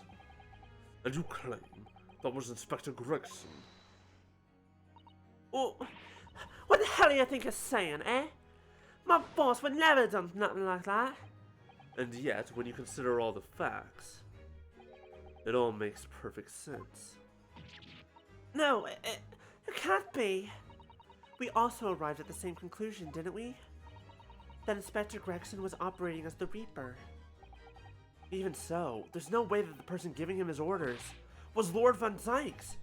No, the true Reaper is somebody else, and he is in this courtroom because he's up there on that stand, or up there on that bench, that seat. Whatever. Beric von Zykes is not the Reaper. A predictable response for someone who's advocating for the man. And even if it's true that Gregson was operating as an agent of the Reaper, the suggestion that he went aboard the SS Grouse on an assassination mission doesn't follow at all. Oh? You have some solid reason for doubting the assertion, do you, Counsel? Absolutely. It's very simple. On the day in question, nobody was killed aboard that steamship. Professor Mikatoba and Judge Jigoku were on that very ship, If someone had been assassinated, I'm certain we would have heard about it. What's so funny? You're right, of course. No suspicious deaths were reported on board the ship. But I think perhaps you've missed the point. That's precisely why Inspector Gregson himself lost his life. What? Gregson did board the SS Grouse that night with the intention of dispatching his mark. But his mission ended in failure. Failure? It seems that the defense hasn't yet grasped a very important detail here. What are you talking about? What detail? Inspector Gina Lestrade. Eh? What? The victim's notebook that you read an excerpt from earlier. That doesn't contain details of secret investigations at all. It describes 10 years of assassination plots to be carried out by the Reaper of the Bailey. You're lying. Even if all them bludgers what got taken out of coming, the boss weren't the Reaper. Or Gina. There's no question that Tobias Gregson was heavily involved in the Reaper's activity. You may just be an apprentice, but you spent any time at Scotland Yard, you must have heard rumors. I ain't heard nothing, and I don't believe a word of it. Then testify again, as a representative of Scotland Yard. Consider it your chance to defend your boss. I don't... I concur. The witness will give a new formal testimony. Miss Lestrade, you will tell the court everything you know about Inspector Gregson's secret notebook. Hi, Maya. Welcome, welcome. We were being very stupid for like 30 minutes, but then we finally got it. So now we're back on track in the final episode. Which we still probably won't finish today, but we're getting there. Yeah, this notebook does have a lot of stuff about what the Reaper got up to this past 10 years. Names of victims, dates and places and stuff. And the last entry in there was October 31st. It said Grouse for the place on the date, and the name of the mark.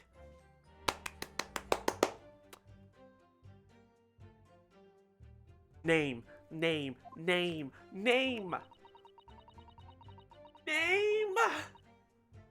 There's a note about him being a criminal who got away from the Reaper in court 10 years ago, somehow. Gina, give me the name! But honest, the boss didn't do none of it. He was just investigating the Reaper, that's all. God damn it, Gina!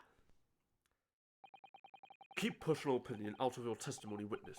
We acquire only established fact here. Gina, please, I need the name.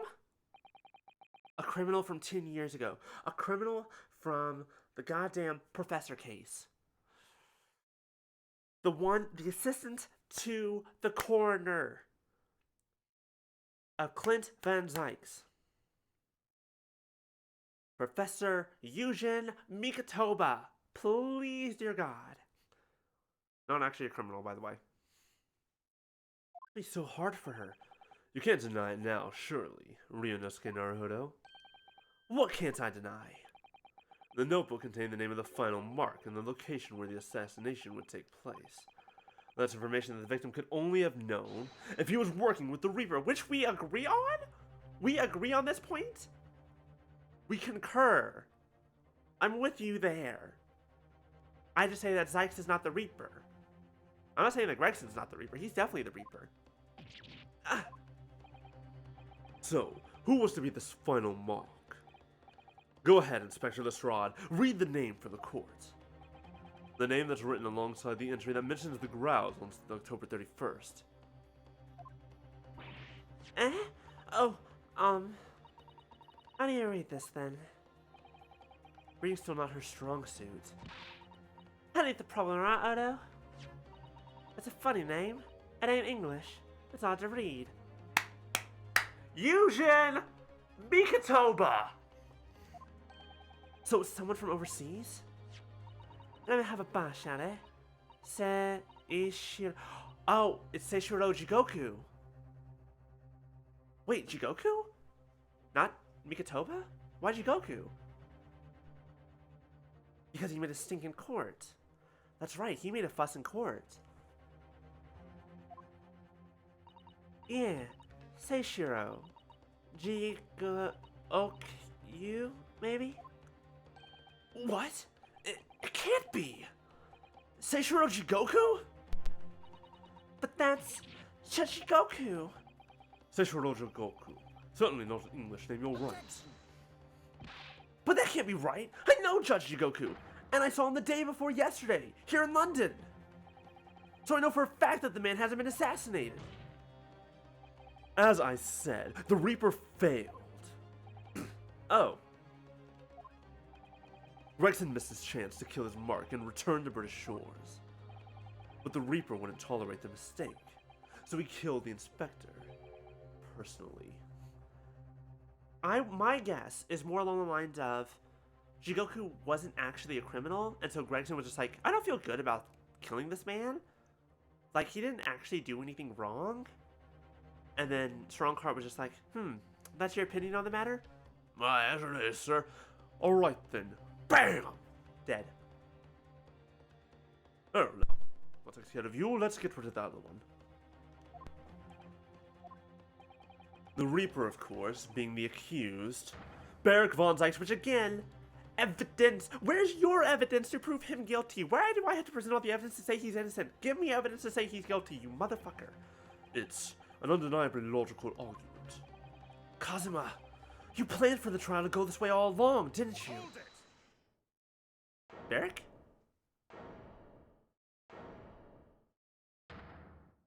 What? Motherfucker! You're not the one on the bench? Okay, this is fine. Pray, forgive the discourtesy of filling my hallowed chalice whilst I stand accused of murder. Lord Van Zykes! The accused has no right to speak uninvited in court. You will return to the dock. I say nothing of whether or not I'm the Reaper. That's the task of this court to decide. But there is one thing I can say unequivocally. That girl is no detective. Eh? What? No, that's right, I ain't. I'm an inspector. Repeating rumors heard about the yard, reading entries from a notebook of unconfirmed origin. That's not testimony, it's practically a script. No doubt the rest of this trial will go exactly as you clearly planned. Boyfriend number 1, do you have a response to boyfriend number 3? Your hatred of me is understandable. In your mind, I'm sure I am the Reaper, who sent your father to the gallows all those years ago. But you're in danger of becoming a far more sinister Reaper yourself. By attempting to have me condemned with this feeble excuse for testimony. What did you say? Mr. Naruto, this is our chance! My lord, the defense requests that the defendant be allowed to speak. He may be privy to important information related to the testimony just given by the witness. Looks like he's about to fucking beat someone to death with that unicorn. And he probably has before. Very well. I'll make an exception and grant the request. The defendant may remain in the witness stand for the cross-examination. Then allow me to toast the court's impartiality. Don't raise your glass in my direction, sir. Counsel for the defense, begin the cross-examination immediately. Which means pressing is going to be very important here because we need to find where Lord Von Zykes has a response to it. At once, my lord. Let's fucking go. This notebook does have a load of stuff about what the Reaper got up to these past 10 years. In other words, it shows what Gregson was basically acting as the Reaper. Not you and all. That ain't the only explanation, is it? It could have been investigating the Reaper in secret, and the notebook said what to find out. If I may. When originally people began referring to me as the Reaper, I did not object. I believe the power to intimidate London's criminal classes into compliance with the law to be beneficial. But you carried out your own investigations into the true identity of the Reaper, didn't you? Yes. Throat, weird. And those investigations proved conclusively that Gregson was one arm of the Reaper. One arm? What are you on about? The Reaper's victims were all extremely shrewd criminals at the top of their game. There's simply no way one person could have taken them on alone. The Reaper is an organization. With you at its head. I had spies at the yard keeping me abreast of Gregson's movements, letting me know when he was elsewhere. So I've been able to check the most recent entry in his book. I knew the location. You knew it said Growls?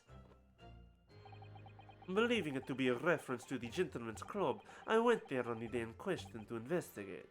Alone. Oh, so it is an actual club. Okay. Fair enough. Ah, so that explains why several members of the club claimed to have seen you there. But of course, the inspector was not there. Because at the time, he was making his way to the steamship docked on the northern coast of France. As shown by the passport found in the victim's metal trunk.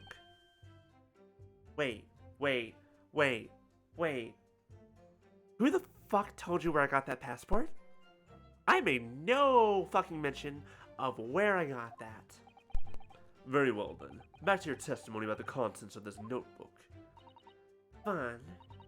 Is something wrong, Mr. Naruto? You seemed a little shocked by something a moment ago. Yes, I'm very shocked. How did you know about the trunk? Oh, no, it's alright. I'm overthinking this, aren't I?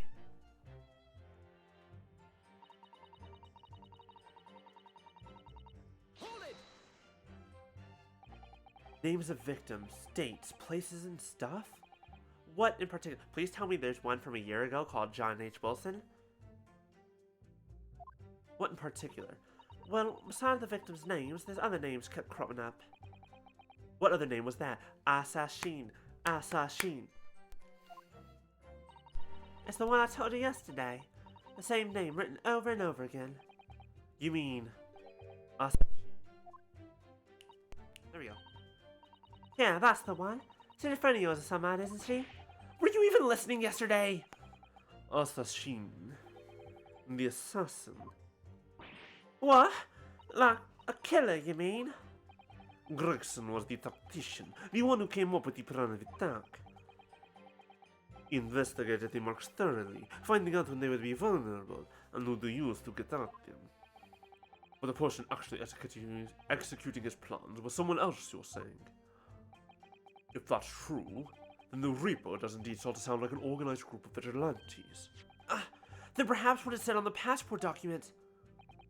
Permission for the applicant and one additional person to travel, except Assassin is already dead. Yeah, get some food, Carson. Food's important. I say as a reminder that also to myself sometimes. Could that additional person have been... Clearly the assassin, who was meant to take Seishiro Jigoku's life. Gina, can you confirm that? Against the final entry that listed Growls and Seishiro Jigoku. What name was written? Oh, well, that's the only entry that didn't have a name next to it as it happens. Because Assassin is already dead in Japan.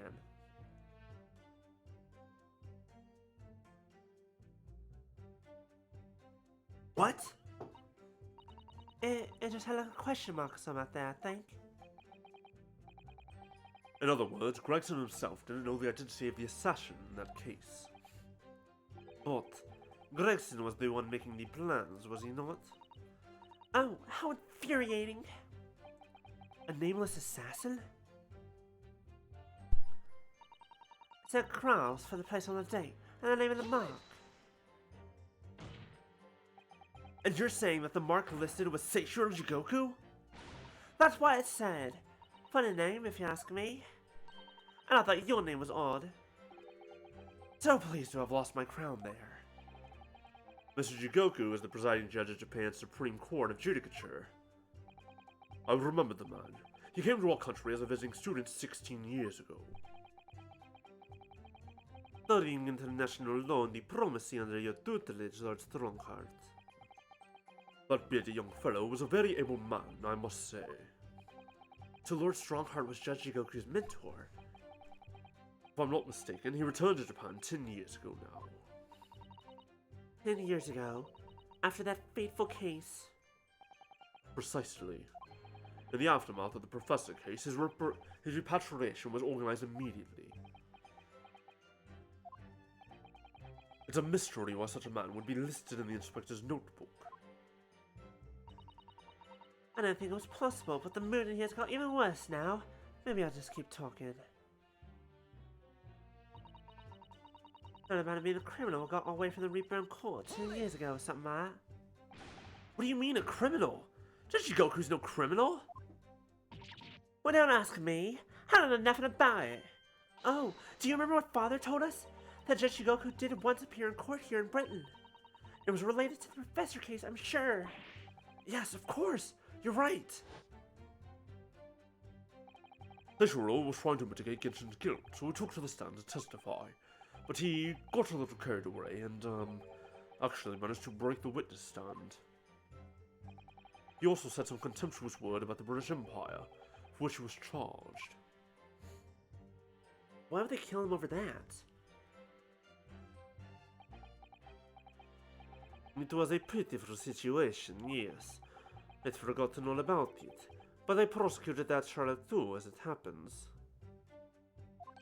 You did? It was considered to be an adjunct to the oppressor proceedings, you see. But he was acquitted after being told to make reparation for the damage caused to the stand. And there you have it. Have what? Surely the accused hasn't forgotten his own rule. Now there's no saving anyone who faces the Reaper in court. Guilty or innocent alike. What?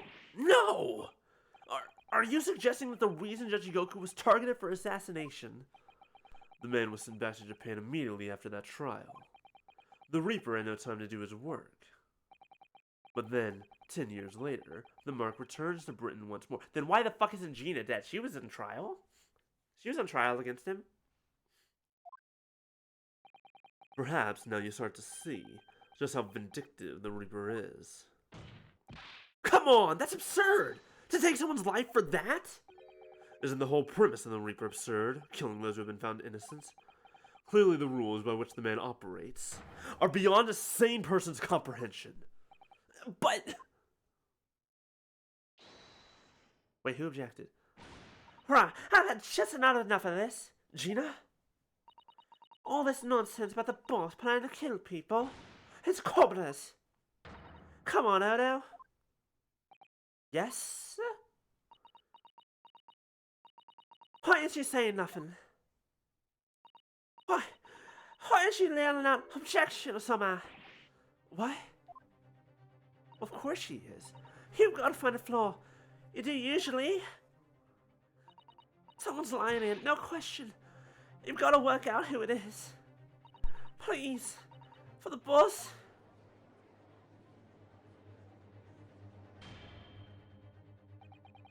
That outburst was an insult to the court and to your own testimony.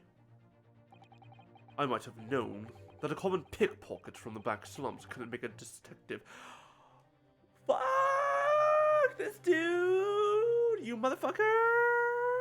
I can't wait to take that staff of yours and shove it right up your ass. And it will fucking hurt. Got a nice big horn and other sharp shapes on it and everything.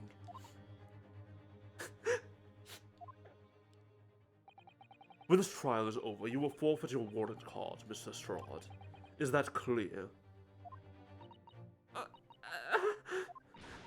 I've had it with a lot of you. His lies ever been in place to look in this world, hasn't it? Well, I've had enough. Gina? So have I. After that little speech of Gina's, I've made up my mind. To do what, Mr. Naruhodo? There's one point in this cross-examination when something that was said just didn't sit right with me. One statement that seemed odd. Oh, do you mean... I'm not going to let Gina's plea for help fall on deaf ears. Come on, Hodo. You gotta find a flaw somewhere. Hold it! I want to thank you, Gina. You helped me find my resolve. Eh? What do you mean? Amongst everything we've heard during this cross-examination, there's one thing that defies explanation. One inconsistency. What? An inconsistency? Really, Odo? Really, Odo? I don't quite know what it means yet, but... Yes, there's an inconsistency in something that was said by... I'm so glad that I noticed this. By you, Kazuma Asogi. Me? Is this some attempt at filibustering in council? Prosecutor Asogi has given no testimony. What are you suggesting I said that was inconsistent? You let something slip that you shouldn't have. When I present the relevant piece of evidence, I imagine you'll realize what you've done. Very well then, counsel. Go ahead. What evidence reveals this alleged inconsistency in something Prosecutor Asogi has said? This is a trunk that belonged to Inspector Gregson. A metal construction, is it? It's certainly very heavy. What's this? A bloodstain. And a relatively fresh one, too. What? You mean that grease from all the boss's fish and chips? Fresh blood in the inspector's trunk.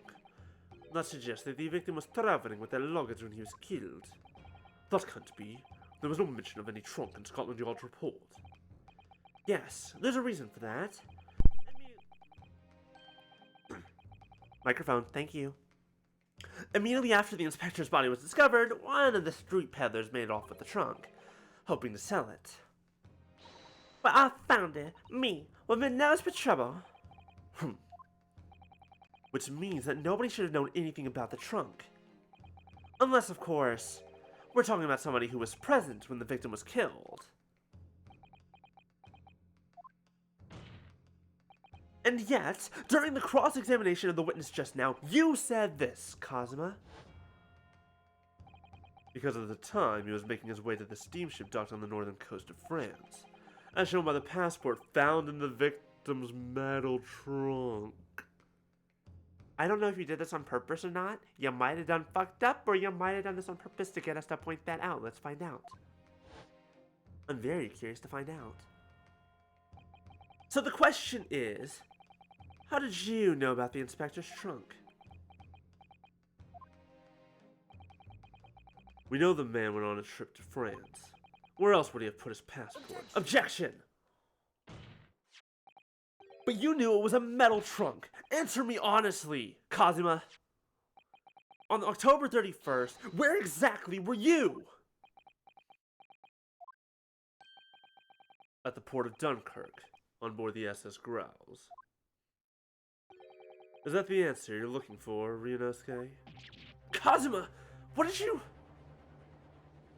Oh, shit's getting heated. I hadn't considered the possibility before, but... if Kazuma was there on the ship, then it can only have been for one purpose. Hi, Quiz. Oh, dear lord. Have you missed some shit in the past 2 hours? Oh my god, so much has happened. Oh no, Mr. Naruhodo. Surely you don't think... Come on, Ryunosuke. You know the rules. The only thing that really talks in the courtroom is hard evidence. I don't think so. I don't think he did. But we're kind of leaning towards that. As I understand it, Inspector Gregson always took that case with him when he traveled. Because think about this. The thing you have to remember, the one who pushed for Clint's autopsy report, the thing that normally doesn't happen on Nobles, that the person who pushed for it to happen was Tobias Gregson. He said, give an autopsy to, do the autopsy on Clint von Zykes. Kazuma knew he was the Reaper. Maybe Kazuma went after him, because it's because of that autopsy that they went after Genshin Asogi, or at least, that's what they say. As I understand it, Inspector Gregson always took that case with him when he traveled. So as it stands, you've proved nothing. Kazuma, are you challenging me to prove it beyond all reasonable doubt? That you were there that day? In the same place as the inspector? He was there, with Gregson. There's a clue that you've overlooked. A secret that trunk can tell us. I can't be sure at this point. I need to verify it. but I have a nasty feeling that I'm going to be right. The accusation being made is deeply disturbing, but nevertheless, we must test it. The defense will identify for the court where in the trunk this alleged clue is to be found. We only have one life, so we're just gonna do a little bit of save scum preparation.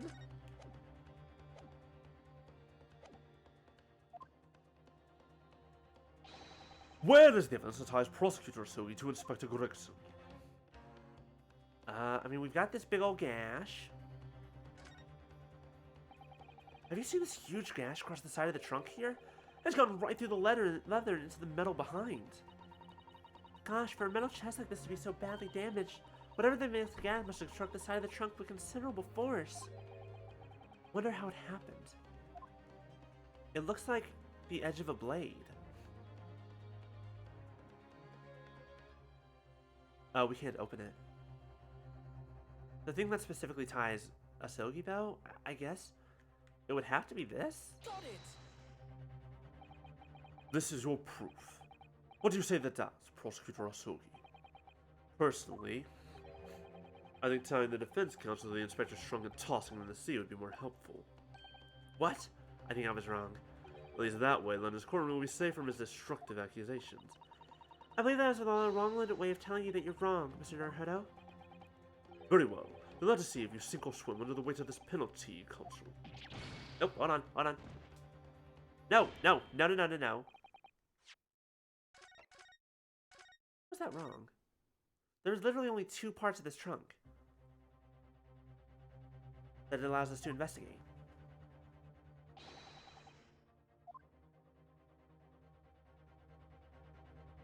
Is the gash? Because we can't. Oh, we can't open it. Let's have a look inside. I thought I tried to open it. At least I thought I did.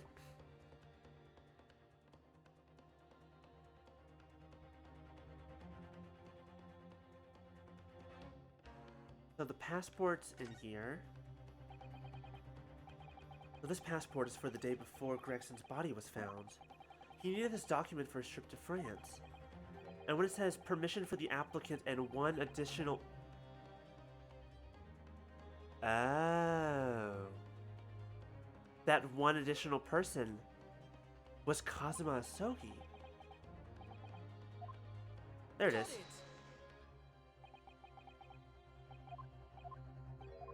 What do you mean that's wrong? How does that not tie you to... Oh my god. What? There's nothing else. There's literally 3 things to investigate.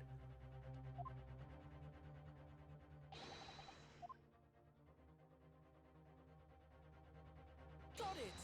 I just want to see what they say.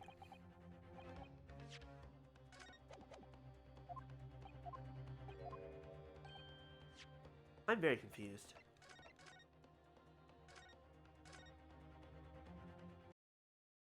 I don't like brute forcing logic puzzles, personally, but what evidence ties Prosecutor Asogi to Inspector Gregson? Proof? We have blood, we have the gash. And that's everything on the outside.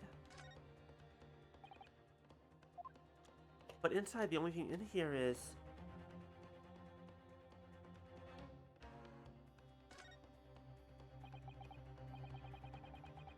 Oh wait, there's something sunk inside the trunk. God damn it! It looks like a fragment of metal of some sort. It's part of the blade! I knew it was a sword!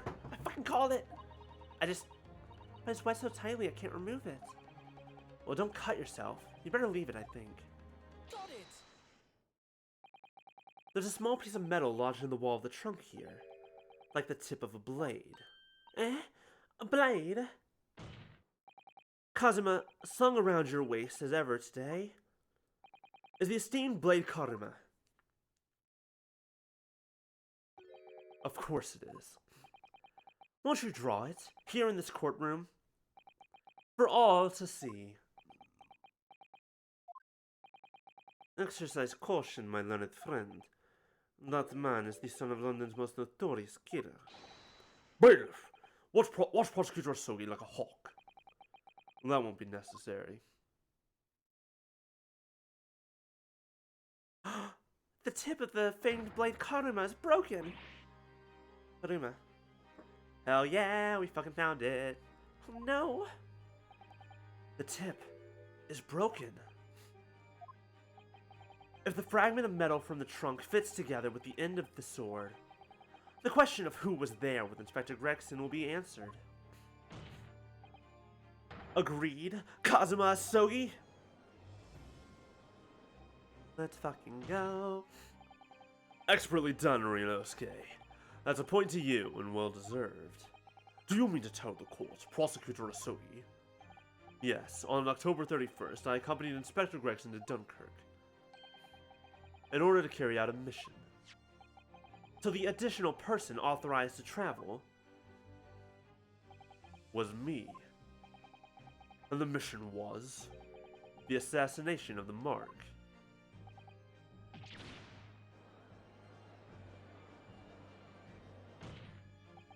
You mean you're the killer whose name was omitted from this notebook? You were following the Reaper's orders to dispatch Judge Jigoku? Let me make one thing perfectly clear. I have killed no one. Explain. I accepted the assassination mission, yes, and I accompanied Gregson to Dunkirk, but I never had any intention of carrying out the plan. You were never going to do it? We can believe Kazuma-sama. I'm sure. After all, Judge Jigoku arrived safely in London the following day. On the 31st, I boarded a train from London with Inspector Gregson. We traveled to Dover, from where we crossed the channel to Dunkirk. Then we boarded the SS Growls and made for the cabin deck, as indicated in the plan. You went to Judge Shigoku's cabin? Exactly. He wasn't there, though. We decided to wait, But you've already told us you had no intention of going through with it anyway. I didn't come to Great Britain to take anyone's life. So I left Gregson and disembarked the ship. I spent that night at a boarding house in the town and returned to England the following morning. Then why was your tip of your sword in the fucking trunk? A boarding house? In Dunkirk? My signature will be in the register book. It would be simple enough to verify. Then, what became of Jigoku? Gregson was no assassin, so the mark was spared. I'm sure it's easy enough to imagine what happened after that.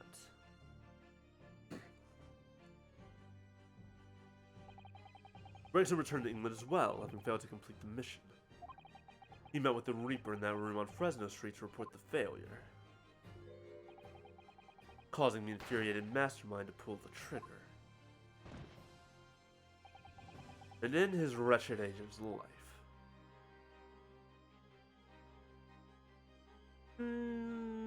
No, I don't believe that. That's the real truth behind Inspector Gregson's murder. I don't believe that. Objection! But if you did nothing as you claim, how did the tip of your sword come to be lodged in the inspector's trunk? Yeah, you didn't answer that part. I don't need to answer that. Yes, you do. Hello?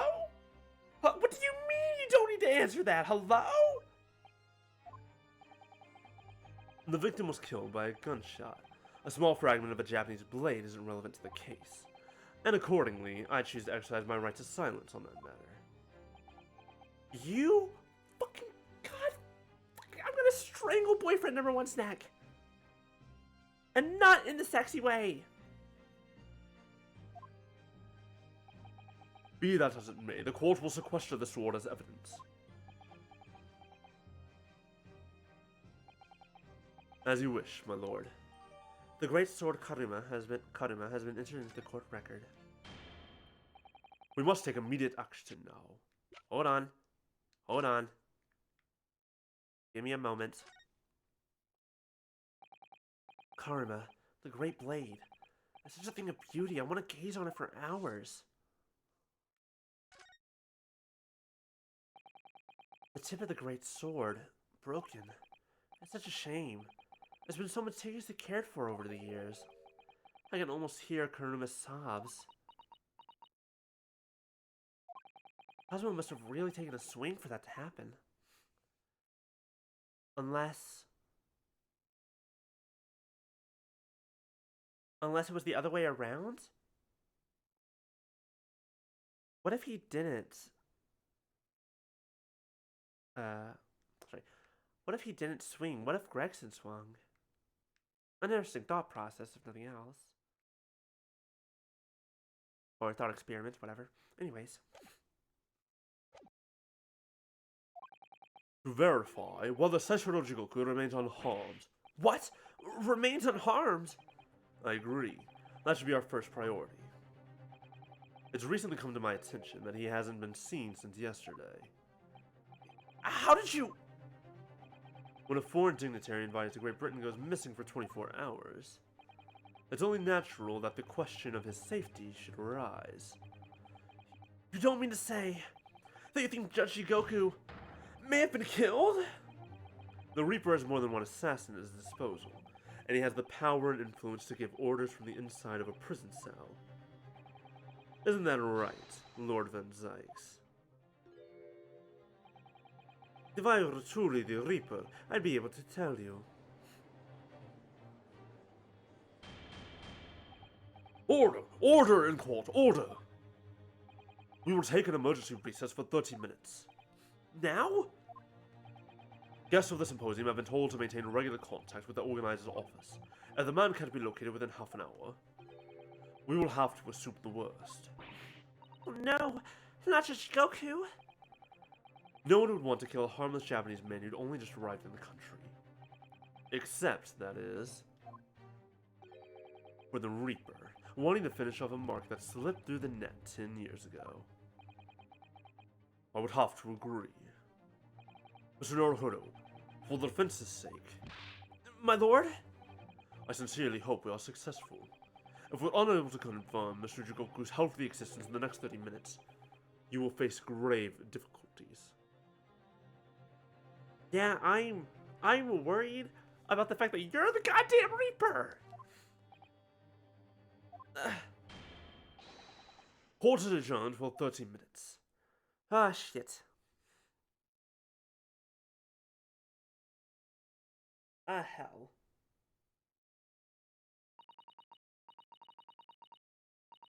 Kazuma-sama, the Reaper's assassin. I feel as though I'm in a nightmare. I can hardly believe it either. But on the other hand, Kazuma is in the habit of making up stories. I have such a terrible sense of foreboding. If something awful has happened to Judge Jigoku, then I feel as though things will only spiral further and further out of control. As it... When did we have control? Hello? That's news to me. Yeah, that doesn't make any sense either. Like, why was Kazuma asked to be the assassin? I felt it from the moment I stepped into the courthouse this morning. That strange sensation that we were careening towards a foregone conclusion. Well, in the worst case, we might only have 30 minutes left. Unfortunately, though, I don't think there's anything we can do but wait now. We're out of options.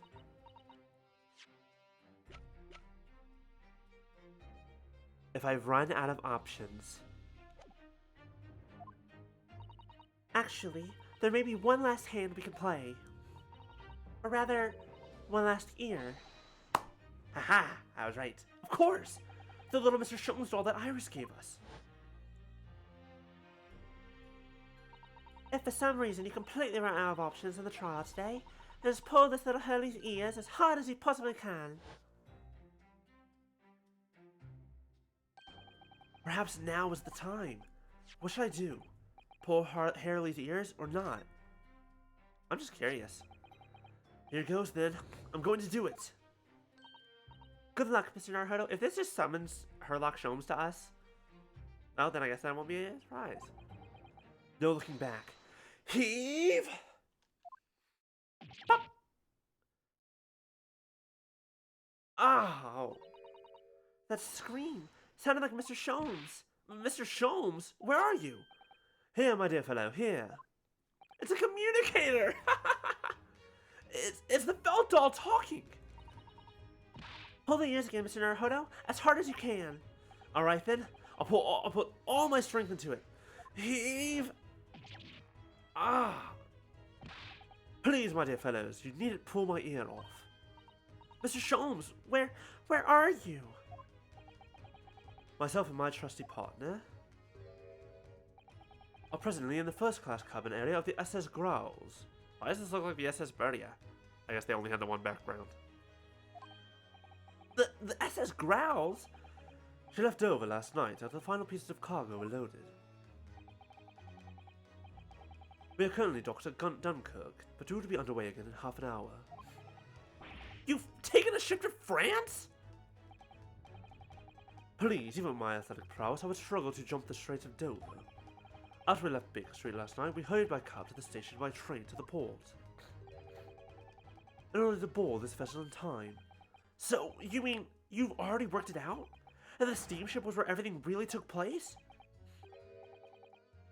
Mr. Norhudo, pray, what is my name? Herlock Sholmes, world-famous great detective. Recited to perfection. Well done. You're a genius, Mr. Sholmes. That's the only word for it. Mr. Salto, gently with this genius's ear, please. Oh my, I'm ever so sorry. If I may, Sholmes. Ah, there you are, Mikatoba. You may remember that it was in fact I who made the connection to the SS Growls at Scotland Yard yesterday when we examined that notebook and I recalled my steamship ticket. But of course it was, my dear fellow.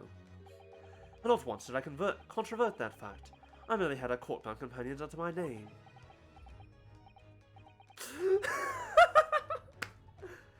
Yes, you did, didn't you? We just entered a recess. The trial resumes in 30 minutes from now. And if we're unable to present any new leads then, I'm afraid to say... Do not fret, please. It's for precisely that purpose that my partner and I have made this journey. I've no doubt we shall have welcome news for you within the half hour. Thank you, Mr. Sholmes. That would be wonderful. Until later, then. Yes, you'll be hearing from us if you're not in touch first. I shouldn't be hearing anything if you keep tugging my ear in this mindless fashion. Whatever was the idea behind making a receiver operate in that way in the first place, Sholmes? Why the deuce would I know? That's Iris's invention, not mine. Who the fuck is her father? Wait, what? Hold on.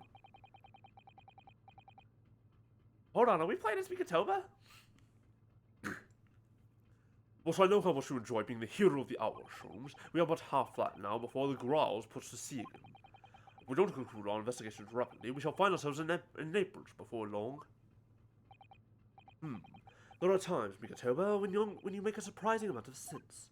So, let us begin. Aren't you the same motherfucker from the SS Bertia? First class cabin number 2. Yes, this is the one. But I don't believe an investigation of the cabin is going to be plain sailing.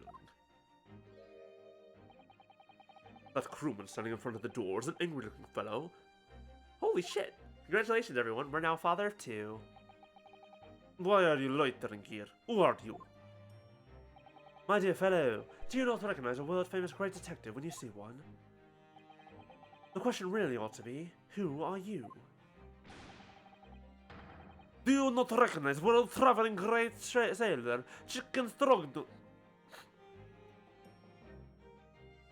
Okay, so back in the first game, Case 2, when we were investigating Kazuma's quote-unquote murder, we met Beef Stroganoff, BIF. Congratulations, everyone, let's meet his brother, Chicken Stroganoff. Chicken Stroganoff, when you see. Great detective. Oh, I don't think so. Why is his name written on your arm? Do you see that, Mikatoba? It would appear that this man is a devoted follower of mine. I have a feeling that's there for a different reason. I don't... Oh, that's not his name. That's a code. Maybe? It looks like Sholmes, but I think that's a code, because a lot of those are letters. Except for the E. The E's messing me up a bit. Everything else is a number, though. The S's look like 5s, the H is a 4. The OL is actually a 1 and a 0. The M is a 3. And I don't know about the E. Goodness me, is that a tattoo that says Sholmes? I must say, while such adoration is flattering naturally, it does leave me a little cold. What are you talking about? Leave, now! A 2? Oh, that is a 2. Thank you. E is a 6. Or a 6? Oh, thank you, Carson. That's a 6. That makes more sense. Because they're all upside down and backwards. So if we rotate it, it looks like an A. But considering how he wrote it, it's very possible that it's still a 6. Oh, distressing. My Lord Devatine is me only by name and not by appearance. And I already know a great deal about you, sir. You have a brother, I believe. Like yourself, he's a shipman. Currently traveling the world aboard a Russian steamship, in fact. This he just knows because he's met the man. Oh, how could you know this?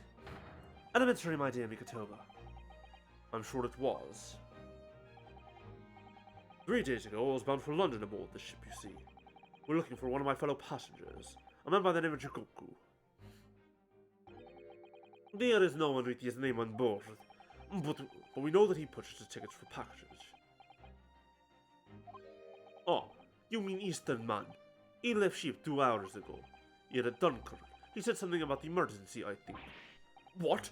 Are you sure? So Cheshire's realized that we're after him, is he? His cabin is the one behind you. Would you like to investigate, please? No! I have orders not to let even Moss inside. Bigatoba, be a good man and draw the sailor's attention away, would you?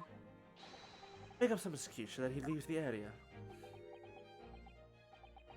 Doesn't great detective see that even sailors have ears, both left and right?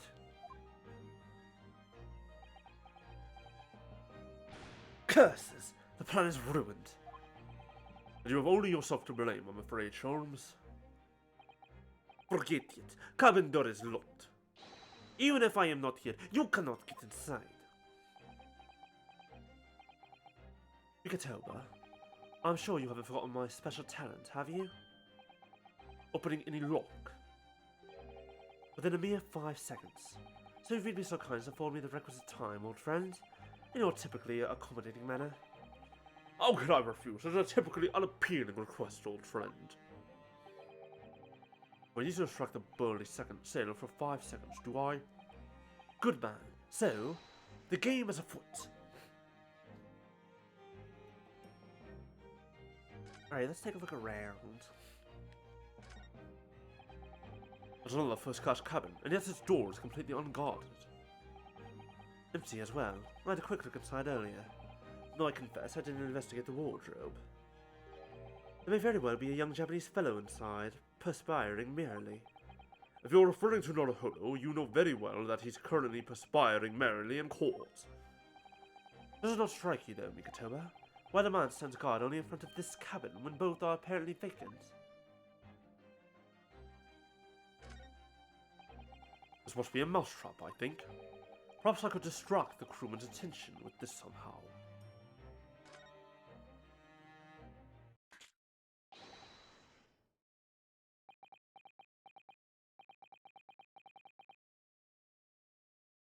Hold on! Did that fucking work? True. That sounds like being us in trap. True. I will bring bucket of water later and put out the misery. I don't like the sound of that. In any case, my dear fellow, although it's quite unconvincing. Only Japanese mice make a chew sound. Oh really, Sholmes? And pray tell, what sound do Russian mice make? P, naturally. Though also quite unconvincing, I readily admit. So go ahead, Mikatoba. Do a P this time. I don't want to do a P in the middle of the hallway.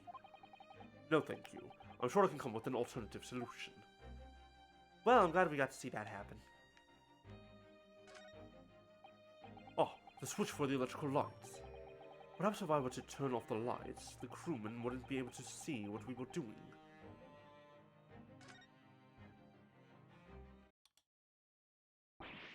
Ugh, what is happening? What is light?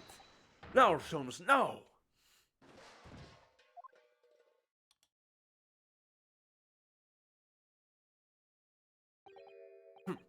Nobody there. That was a close shave.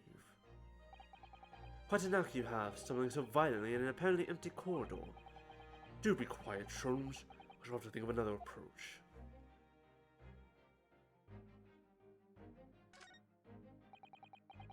That's the way back to the deck, but we certainly can't give up on this now.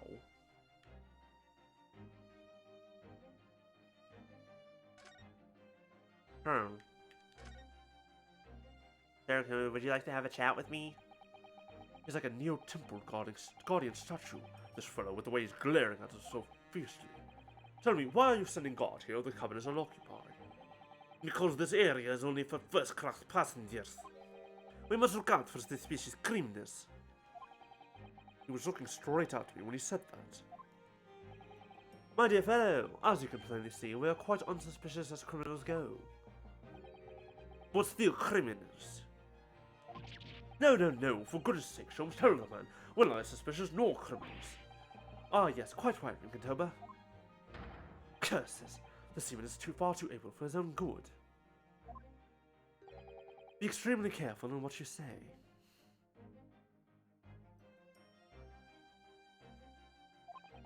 One of us ought to be, yes. Oh, here we go. This would appear to be an alarm bell. Our hell would break loose if that thing were to ring. The whole crew would know about it. Let's be a little bit chaotic. Here goes, then. Pardon me in advance. You! What are you doing? If we were at sea, that would be a very bad problem. What's going on down there? Seaman Stroganov, you report at once. Sorry, sir. Nothing to report. It was a stupid trick. No, not by me. By world famous... No, as I told you. Now, Sholmes, now! Done. Not even 5 seconds, eh? Well, we don't stand here gawping at my brilliance, Minkotoba. In we go. Oh, yes!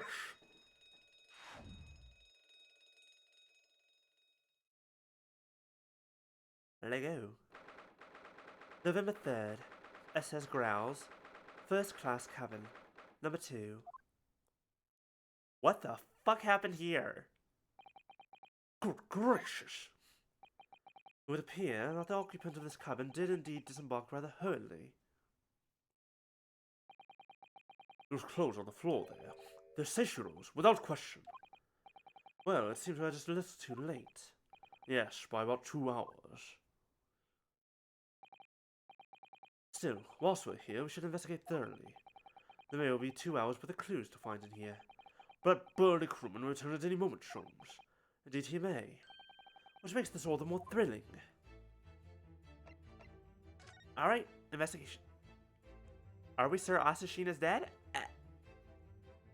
Unless there is more than one Asasheen, we're fairly certain? I thought we were anyways. Quite the exquisite glass, I must say. See here how it's... Is something wrong, Sholmes? You suddenly trailed off. Why is the ice not fully melted after 2 hours? Ice, Minkotoba, ice! What opulence the first-class passengers enjoy. Chilled drinks. Pardon? Could it be that the steamship is equipped with an electrically refrigerated... cold room? A cold room!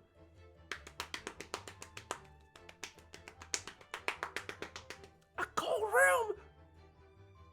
You mean like one that they could have put Gregson in? So that his body would not decompose? So that we would not have an appropriate time of death? Well, it is a luxury liner after all. They have enormous refrigerators for storing all sorts of lavish produce as well as ice. On our voyage from Japan, we enjoyed culinary delights from all over the world. Suddenly, Minkotoba. The sight of you is making my mouth water.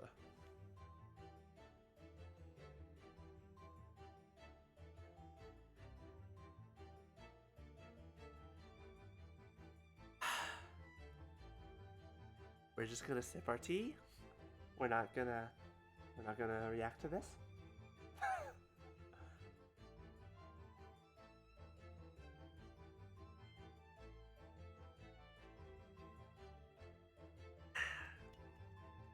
So, looks like Sholmes has a little you know, wristwatch earlier talking about branching out of the polycule?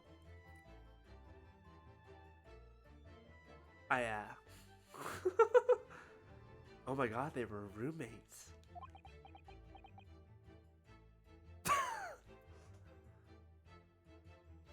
Moving on! I haven't taken on the flavor of the food I ate, you know. Wait, what the hell is this? There's a speaking tube here, look. Though it's been stoppered with some cloth. So the voices of the crewmen on the bridge aren't an annoyance, I suppose. Or indeed, so the voices in this cabin aren't heard elsewhere. Like, no, you're right, they were canonically roommates. Could something have happened in here that was for no one else's ears, do you think? Either that, or there could be prevent snakes from entering. That's really become a favourite case of yours, hasn't it? Just out of caution. According to the reports I was giving, Naruhodo was concealing himself in a Sogi's wardrobe. Indeed he was, and it was out of a similar size as this one. Ah, you must come inside yourself, my dear fellow. What? Whatever for? It was the site of my first fateful meeting with Mr. Naruhodo. You can experience the moment for yourself now, complete with my dramatic rhetoric. Come along now, in you go. This will only take a moment. Really, Sean, surely you can just tell me what you said. Well, I uttered some brilliant remark and opened the wardrobe to reveal a stowaway murderer. I think I'll just read about it in the Adventures of Herlock Sholmes. Also, he wasn't a murderer. This is the wastepaper basket, look, and there's still rubbish inside. Indeed, then let us pry. I've discovered recently I have a penchant for exploring the contents of others' wastepaper baskets. I sincerely hope only for your work. Ah. Here we have a notice issued to passengers from 3 days ago. 3 days ago? The night before we arrived in London, then? When I was still aboard myself? Following departure from the port, all crew members were required to assemble on the main deck at 10 p.m. Hold on, I didn't get to read it! Oh yes, there was an evacuation drill, I remember now. For our safety and security, all first-class passengers were constantly under the watchful eye, of the crew.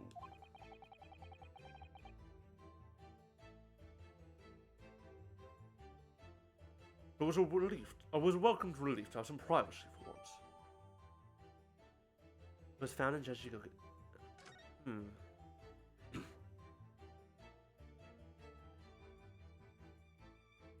Interesting, very interesting.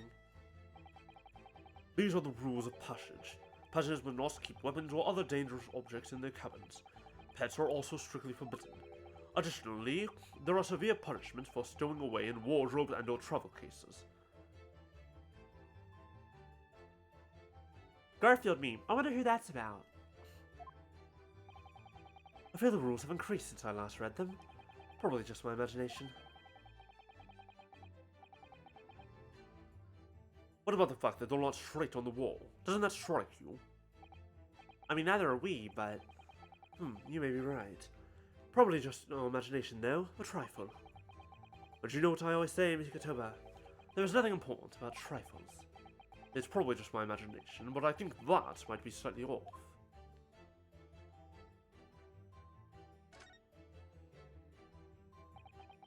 It's a very sizable trunk indeed. Seishiro is partial to all things large.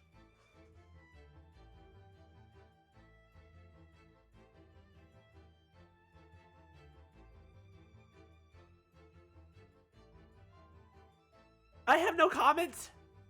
I have no comment! I'm giving no comment to this! We're letting this slide! That goes for you too, chat.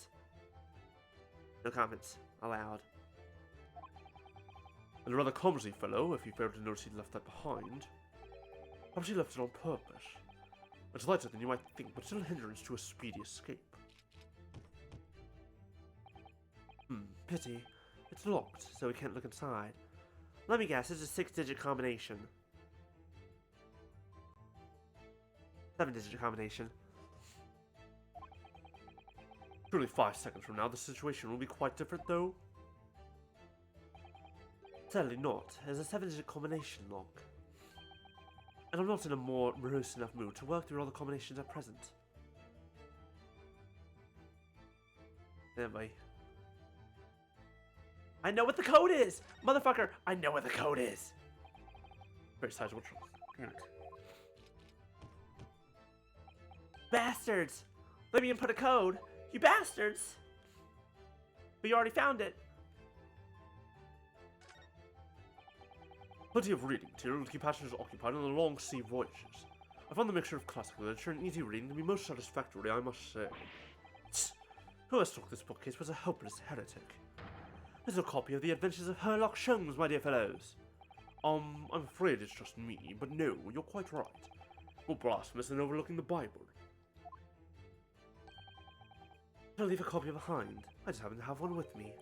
You're a true missionary of the Church of Great Detectives, aren't you? There was so much that just happened in that exchange. What the hell was here? I think, yeah, that's right. That's the thing. I remember when we were on the SS Birdie in the first game, the rules were on this wall, right next to the door. So what is these rules covering? There's something behind the wall there. The wall's a slightly different color just here, do you see? Indeed. What you have observed arises when a frame that's been hanging for some time is removed. Perhaps your friend is an art thief. Now there's a bold deduction worthy of a great detective, I'm sure. He may very well be the elusive thief who has been plaguing France's galleries of late. I think perhaps we should focus our attentions elsewhere, Sholmes, don't you? That outline on the wall. I feel as though I might have spotted something of that similar shape and size elsewhere. Uh-oh. Hello, sir. You are still here? Ah, I was Shimon Stroganov. Hello again. I was beginning to think you would never materialize. You are waiting for me? Of course. I was expecting you to burst in with a hearty Russian profanity far sooner. I was in trouble with Captain because of trick you play before. Poor innocent chicken. It's all your fault. Ship is leaving port soon. Get off, now. Of course, we shall disembark presently, my dear fellow. But first, there's something that must be done. What are you talking about? Why, naturally, the debunking of your deceit and the barring of the truth. Quiet! I'm afraid I see through your lies. For one thing, Mr. Jigoku has not yet left this vessel at all. Oh. And for another, my dear Seaman Stroganov, you know exactly where the man is, even as we speak, don't you? He's probably in the trunk. If I had to take a guess, there's a reason he has the code on his arm, and it's because we need to open that trunk, and inside that trunk will be our dear friend Jigoku. Oh, how can you? Yeah, cool. You got that right, Quiz? Good gracious, Sholmes. You mean you've worked it out? All of it? It's really been too long, hasn't it, old friend? 10 years, no less. So, would you care to join me for a dance? On my inimitable logic and reasoning. Nothing would please me more. What is this? Let's fucking go! We have but minutes until the vessel puts to sea. No games now. Time is of the essence. Oh wait, we're skipping right past. Holy shit! But we are playing no games because we're skipping right past like all the extraneous bits. Mrs. Stroganoff, allow me to remind you of your earlier claim. You told us that Jigoku left the ship some 2 hours ago. That is what I said. Sadly, that was a rather clumsy lie. You see, there's something in this room that quite clearly contradicts it. It's the ice cubes. It's the fact that the ice isn't melted yet. I already picked up on that. What? Oh, yes, of course. I see you've noted it too, Kotoba. Then please do take the lead. What in this cabin shows the impossibility of Jigoku having disembarked 2 hours ago? Let's see what the last 3 years have done to your observational skills then, Kotoba. It's been 10 years since we last did this, Sholmes, not 3. Why, of course it has, quite. Now, all the clues are here in this cabin for your eyes to see. But as I always say, you must not merely look, but observe. Observe and the answer becomes clear. So, impress me. I think I can manage that. Holy shit, they really are giving us like full reign. Why can't they have done this with Naruhodo? Take that! I don't even need to. I like this. This is fun. Mikatoba?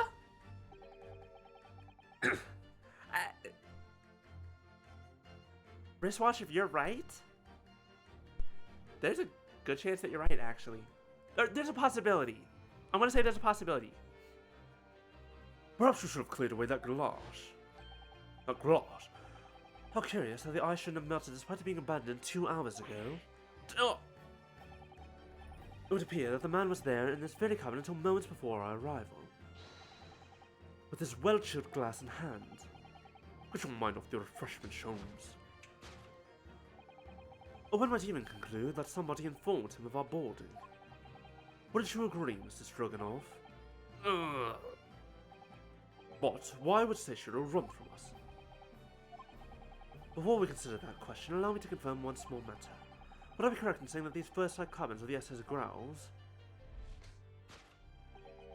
are the same ones in which you and Mr. Jigoku were commented on your voyage from Japan? Oh, that's right, they are. I was in the cabin next door, and Seishiro was, yes, 50 days in this very cabin during our voyage. As I suspected. For you see, there are traces in this cabin of a dark secret that Mr. Jigoku had to hide. What traces? I know nothing about this. Oh, this is news to you, isn't it, Mr. Stroganoff? Sholmes, what exactly are you getting at? As I said, there are traces in this cabin of some nefarious activity. Something that appears out of place, which I'm quite sure won't have escaped your notice. Something out of place in here? It's the key to this, Mikatoba. That's the key to this, Mikatoba. The remnants of the dark deed that took place in here are being masked by something quite incongruous. I must say, I never see you ever doing this down to deduction with you again, Mikatoba. No, quite. My life is full of unexpected twists and turns, as we well know. Now then, let's see if I can't uncover the truth here. Yes, you have the floor, my dear fellow. The remnants of the dark deed.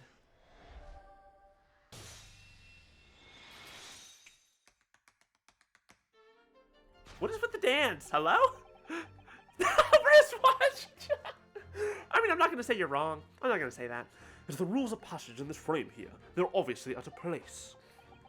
The way they're hanging crooked on the wall, As if they were put here in a hurry. Yes, as I'm sure you've already concluded. That frame was originally over here. The shape and size are a perfect match. Duh! You're right! When did the frame move? Hardly the most observant of crewmen are you, Mr. Stroganoff. I would think your captain is quite justified in having his reservations about your reliability. Ugh. Oh dear, that really seemed to touch a nerve. So, Mikatoba, why don't you lift that frame off the wall? A hole? That looks like a bullet hole. A gunshot.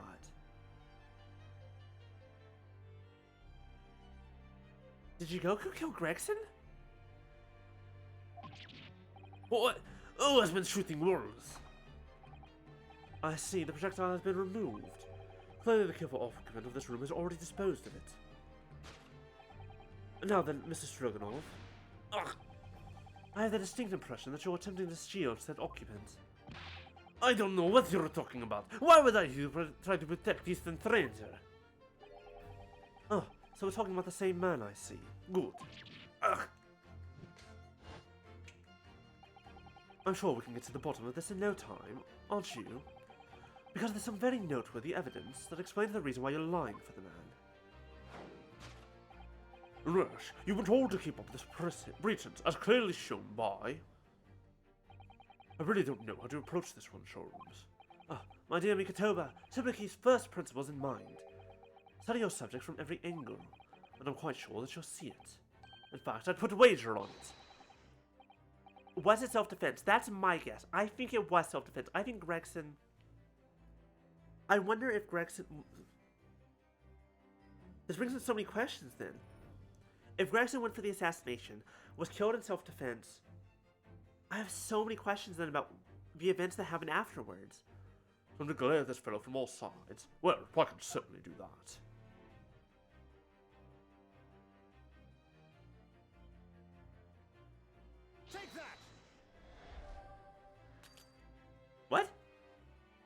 talking about? Mikatoba, no games now, were my words, were they not? Come, Sholmes, where's the fun in life without a little fooling around,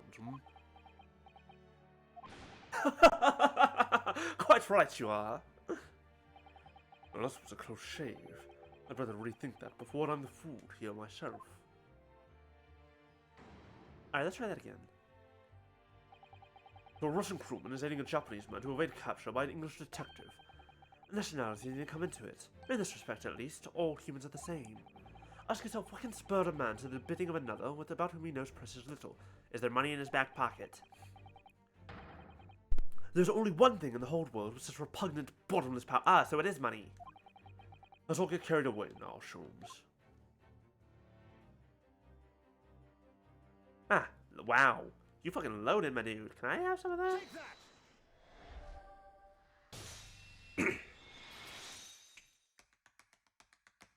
I didn't know you were a tap dancer. It's almost too obvious for words. Quite. The universal language of the world. Money. Ugh. And I'd wager that the Eastern fellow in question is Seishiroji Goku, yes? Gah. So, I presume you realize what this means. There are clear signs that the crime has been committed in this cabin, and the way you're going, sir, you'll find yourself accused of being an accomplice. But I believe you know, Mr. Stroganov. You know where Mr. Goku's hiding at this precise moment in time. Wow, that was the most obvious one of these I've ever seen. As always, Mikatoba, in matters of deduction, the furtive glance is your unfaltering ally. Yes, I think you're onto something there, Sholmes. You found the chink in this burly fellow's armor. We need only follow the man's gaze to know where our prey is hiding. The slightest flicker of the pupils, a minutely delayed blink. Nothing escapes my attention, even that which is barely perceptible. Especially when what is barely perceptible is the largest fucking whiplash and double take I've ever seen in my life. You could hardly call this barely perceptible, Sholmes. The man's turned his entire head. It's almost like you would describe as furtive glance, isn't it? It's almost too obvious. We shall show tapping toes aside, my dear fellow. Take that! Jones, why are you so much more competent when you're not with Ryunosuke? You turned immediately to look at this large trunk, didn't you? Ah!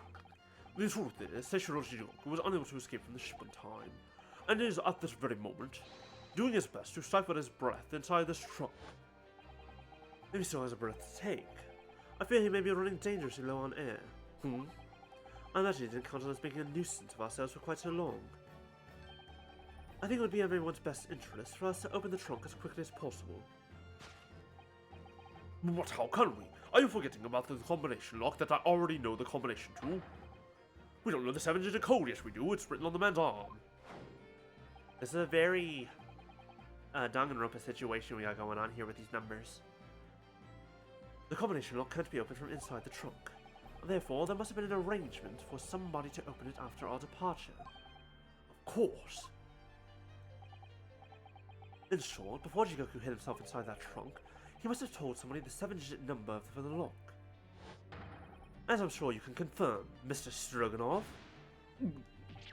No, I know nothing about combination code. Ignore these words on my arm. Excuse me, I don't know where that came from. Don't move the muscle, my good seaman. Now, Mikatoba, would you do the honors and open the trunk? He's already figured it out, this motherfucker. How on earth do you expect me? Yeah, 5631045. It's a 7-digit number, remember? Quickly now, we have little time.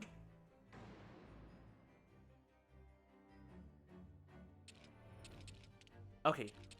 So no, we were right the first time. Is it 2? Because there's no Spoosh for 3. Thank you for writing it down. I didn't expect them to take it away from me so quickly.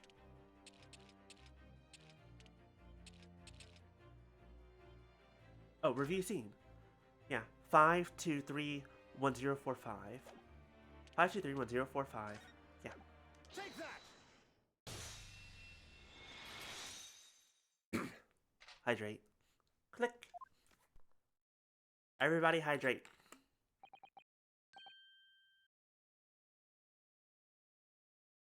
And that did it. It's open. You had to meddle, didn't you? Metal? Sir? Are you okay? Let me see if I can remember his voice. Well, Illusion, you found me now. Seishiro.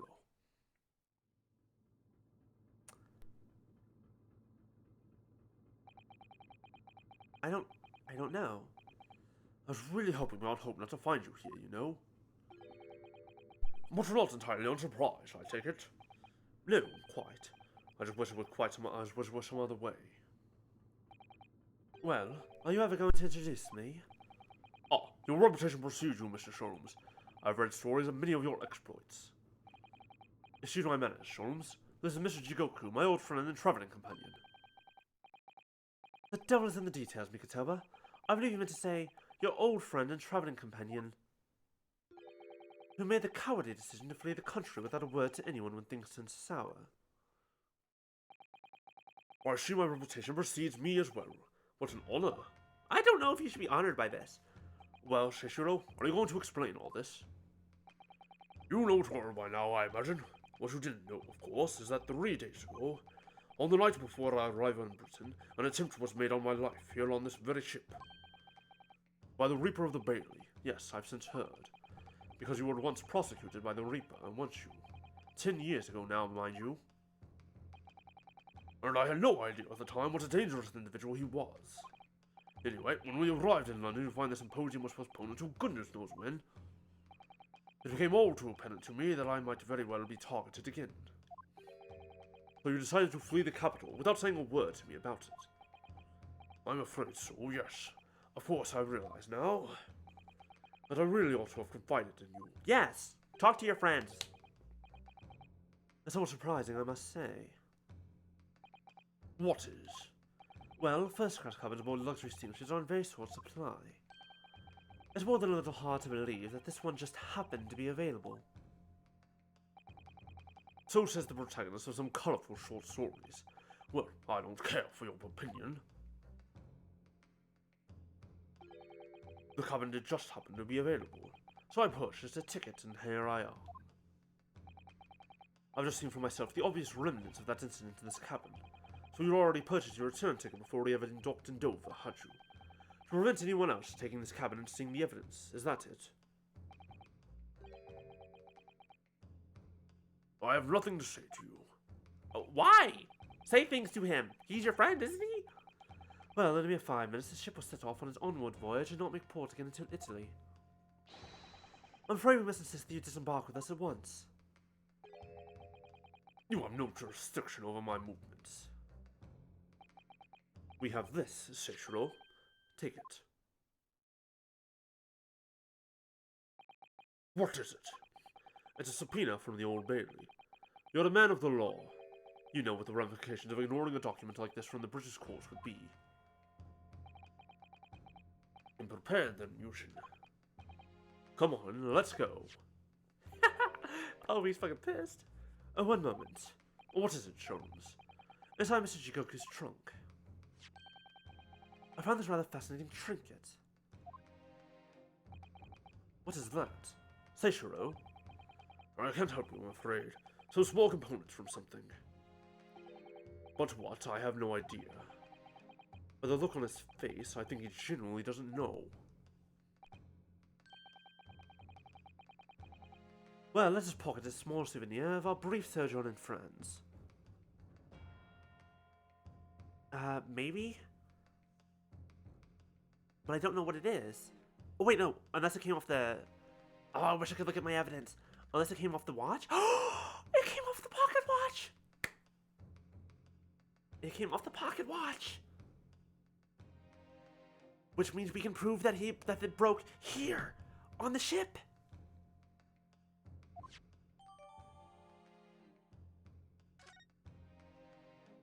Let's go! The pieces are all coming together. Well, young Naruhodo, I think we've done as much as we can, I'm afraid. I mean... No, wristwatch, you're definitely right. Ah! Thank you for the Pokeball, my beast. Also, hello. The rest will be on the shoulders of you and your assistant. Oh, no. Oh, we're learning so much. Ah, thank you for the junk mail wristwatch. The Old Bailey courtroom.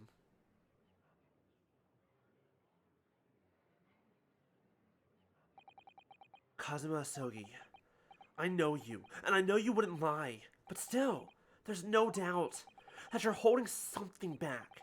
You know more than you're saying. During the past 13 minutes, whilst this court was adjourned, all possible efforts were expended.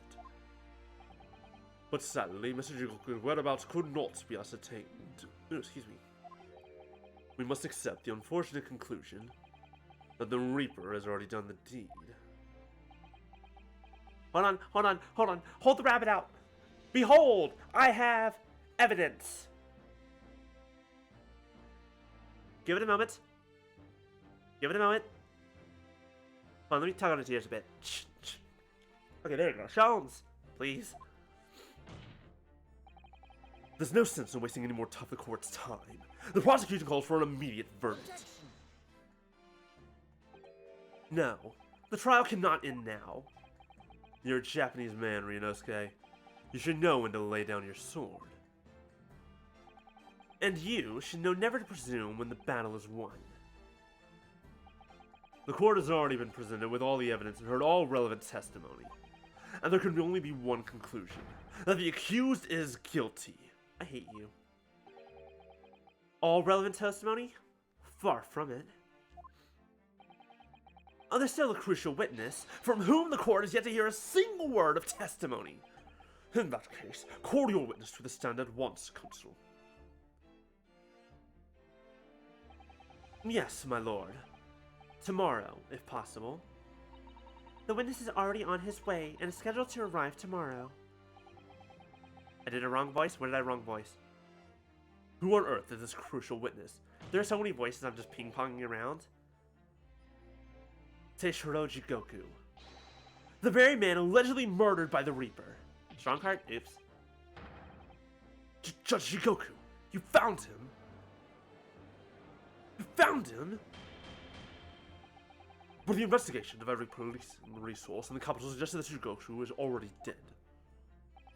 How in the name of God did you find the man? He was located in France during the recess, at the port of Dunkirk. Thanks to one of Mr. Herlock Sholmes' famous deductions. Herlock Sholmes.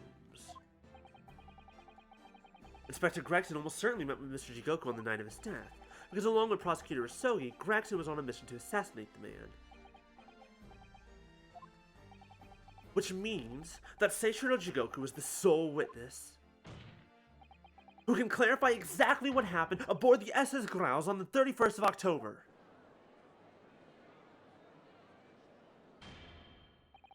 Well, it would appear that it's too soon to move to adjudication at this point.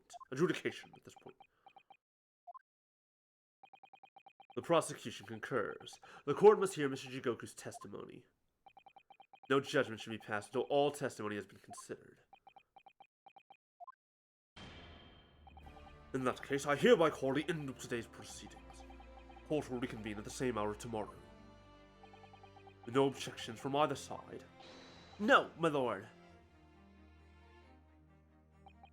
No objections, my lord. We live to fight another day, by the skin of our teeth. Oh god, I hope not. Oh shit, we need, Sholmes needs to protect that man. I just realized you're right, he's in so much danger that he's still alive.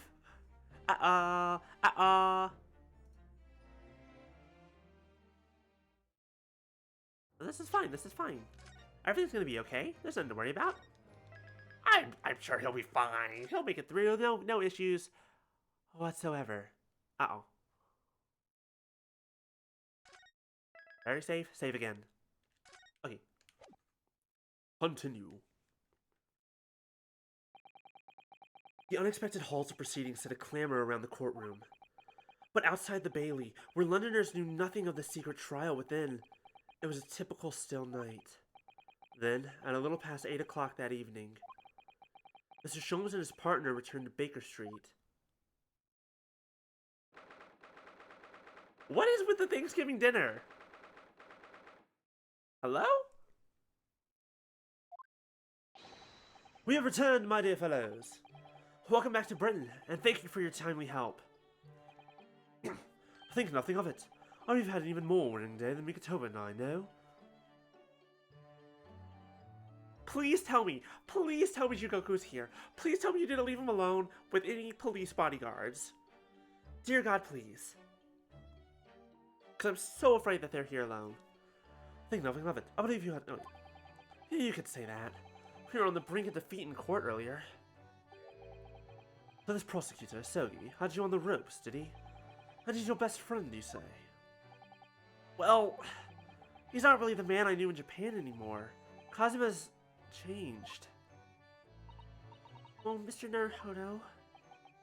I mean, it's incredible to think that he's even entertaining the idea of acting as the Reaper's assassin. He'd even... I was close. Well, nevertheless, you must introduce me. After all, I've only ever met the young man as a corpse. When all this started, almost a year ago now, Mr. Sholmes hasn't told us the truth about what really happened back then. About the motivation for what he himself described as a great detective's lie. Now then, I must say, it's really quite a journey all the way to France. Well, it is another country, Mr. Sholmes. So, what news of Jechigoku? We took him to Scotland Yard. The investigating detectives, they have lots of questions for the men. God damn it! Damn it! No! He gonna be deaded real good. Wristwatcher's right. Gosh damn it. You see these little things all over the place, don't you? It's the part of the top of a pocket watch that you twist to set the time, isn't it? It's called the crown, I believe. A watch would be quite useless without one. The crown? Like what sits on top of a monarch's head? It's a very grand name for such a tiny part. But actually, yes, Mr. Naruhodo? If this is a crown, I have a feeling I might have seen a monarch around here somewhere with a very bare head. If by monarch you mean pocket watch, then I'm quite sure you have. Please let me reattach it immediately, because I know where it is.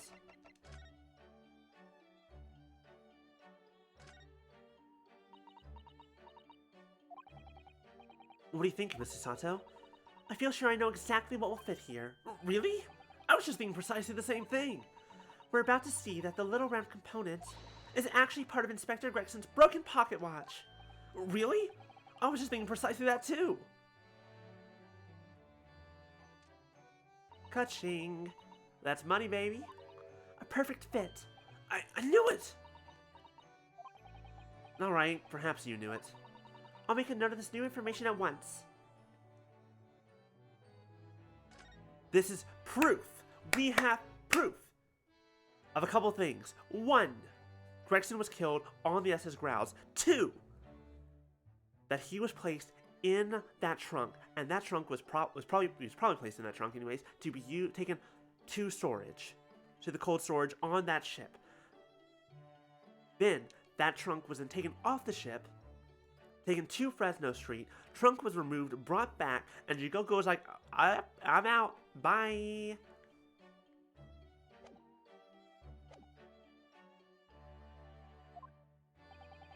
Poor Professor Mikatoba. That was really quite a shock for him.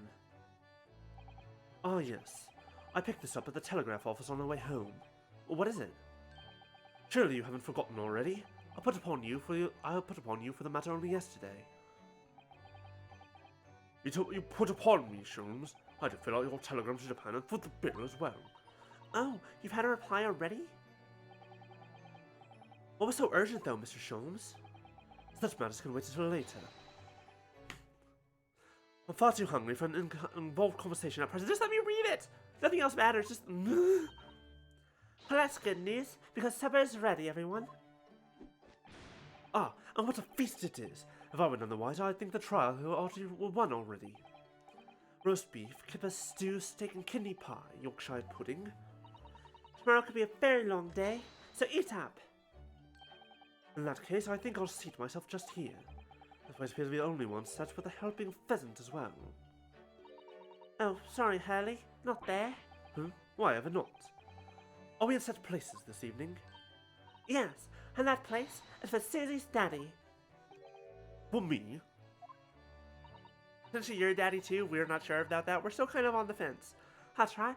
I mean, especially for you, Professor Mikatoba. I see. Well, that's terribly kind of you. It's a shame, really. What do you mean? Well, for a brief moment I believed it. That Susie and I were half-sisters. Oh! Oops! Oops! Oops! Okay. Oh. Uh-oh. Iris, do you mean... Yes, I know now. I overheard yesterday. I secretly listened in to the conversation you had after I tricked you on to thinking I'd left. Are you clever little child? What? Honestly, how did no one see this coming? I used rough on my parents all the goddamn time. It's so easy, they don't fucking notice. The misunderstanding arose because of that autopsy report from 10 years ago. But actually, it turned out that neither Dr. Wilson nor Professor Mikatoba are Iris' father, Which is kind of what I was thinking. I just don't know who. Yes, about that, Iris. You know, I know. You can't tell me at the moment. Oh, Iris. Fucking god shit. I need to know. I need to know.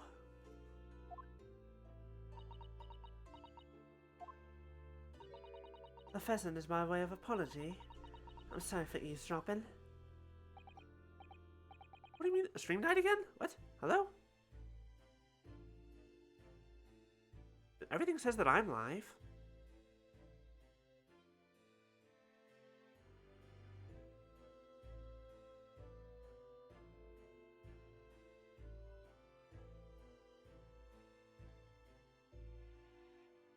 Yeah, it should be live. Yeah, we're live. Cool. Good.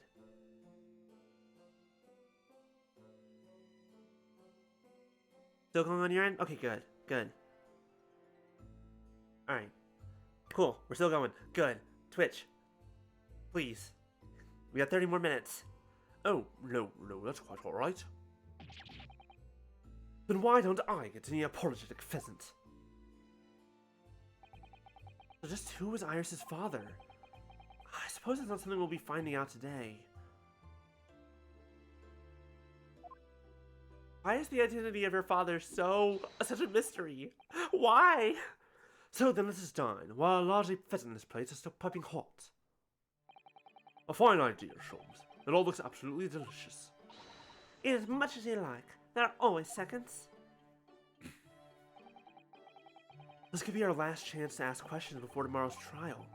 About that telegram from Japan, and about Kazuma. I can't let this opportunity slip away. Sholmes, why are you sitting like this? Why did you do this to me? Mr. Sholmes, what are you doing? Surely it's abundantly clear that I wasn't brooding over Mikatoba's refusal to share his pheasant with me. Nevertheless, I felt the need to withdraw from the social circle for a while and look on with hungry eyes. Sorry, Hurley, but I cooked that pheasant especially for Susie's daddy. Even though I've played the role of father to you for far longer. Mr. Sholmes, can I discuss some things with you? Certainly, my dear fellow. I find myself quite in the mood for a spell of conversation. No doubt, you're hungry to learn more of my deep love of game. I can probably contain my curiosity on that one.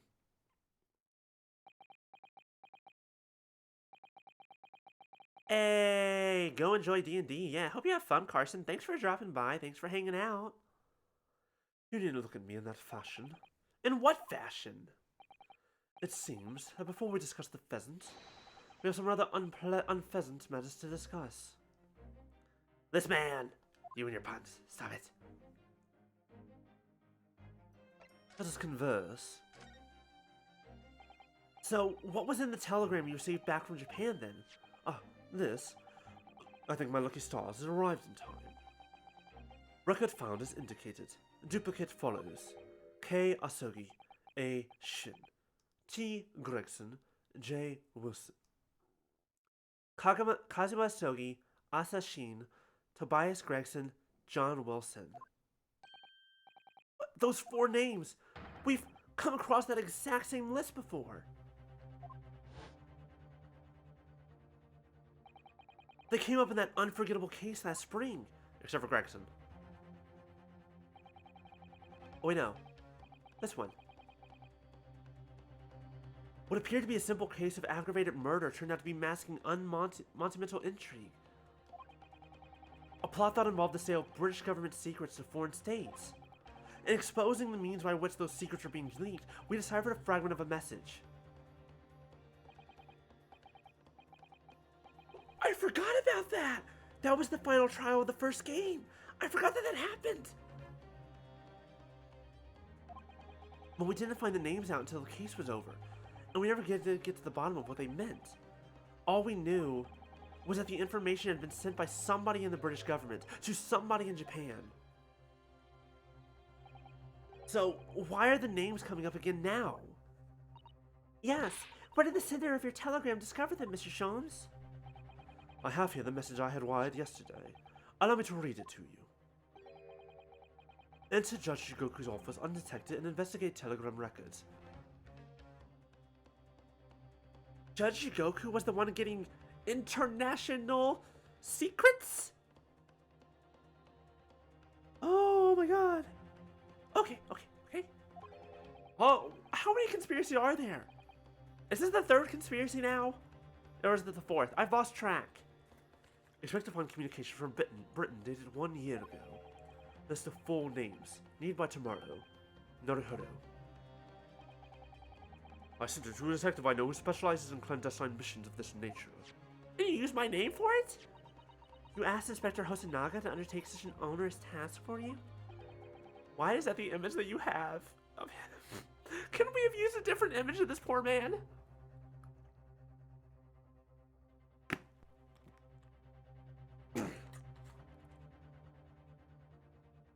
It's in my name. I wonder what guys he opted for this time. My dear fellows, it was a matter of great urgency, you understand. Anyway, the list of names was found in Seishiro's office, as Sholmes predicted. So you mean that mysterious collection of names that was sent from Britain to Japan was... It was sent to Judge Jigoku. He was the intended recipient. I don't believe it. But that doesn't answer the question of what the list of names actually signifies. I did formulate a hypothesis about that. But without a shred of evidence, I couldn't possibly have shared it. Mr. Sholmes looks deadly serious for once.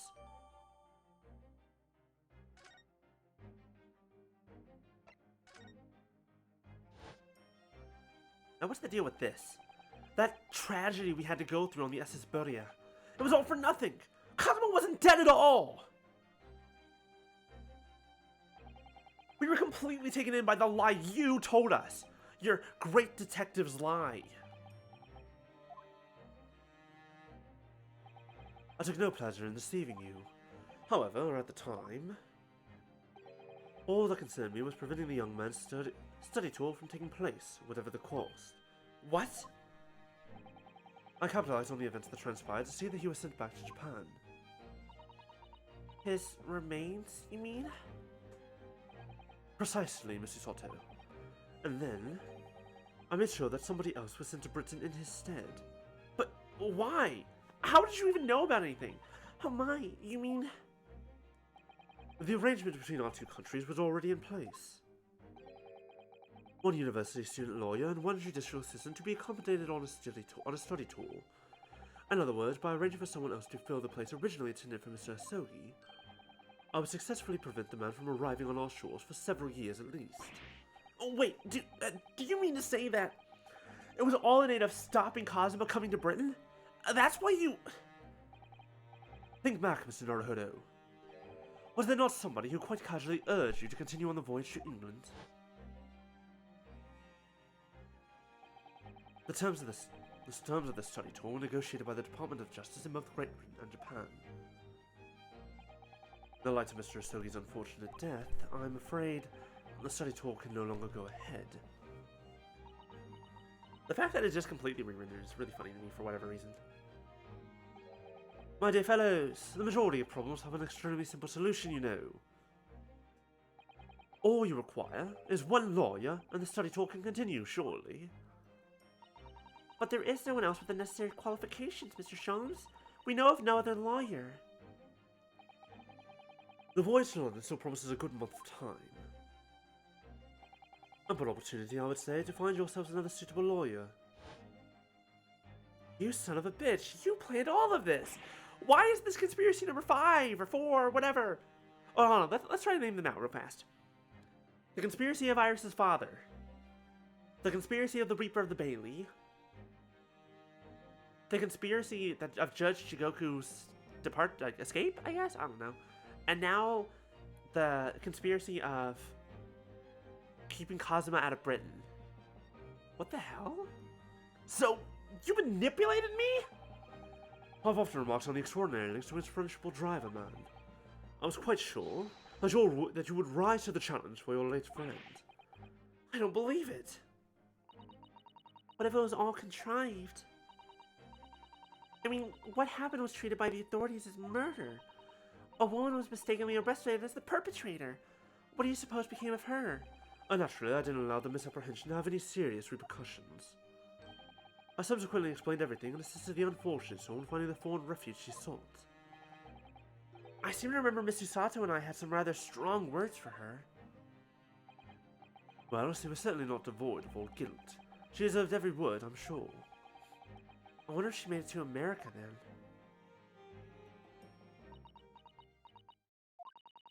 I'm afraid I simply cannot comprehend it. Why would you go to such lengths, Mr. Sholmes? Why were you so determined to stop Kazuma-sama from reaching Britain?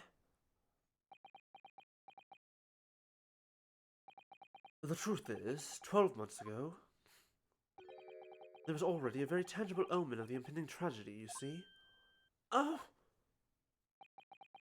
An omen that, at this very moment in time, is close at hand. An omen of all these tragic events that already existed a year ago is close at hand? We need to find out exactly what Mr. Sholmes knows. Son of a bitch. Alright, hold on. What happened a year ago?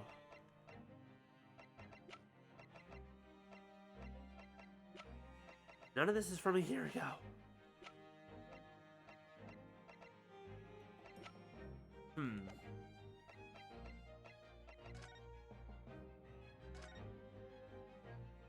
Omens from a year ago that are now coming to play. What on earth are you referring to here, Sholmes?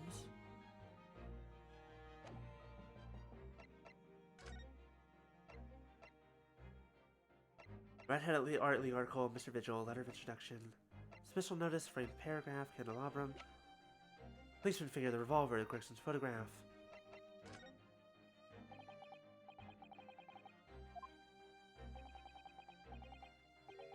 I'm sure you would appreciate. I mean, luckily this one's a little bit easier to just brute force, but... The pheasant. Anyone would think you hadn't eaten in weeks. What happened a year ago?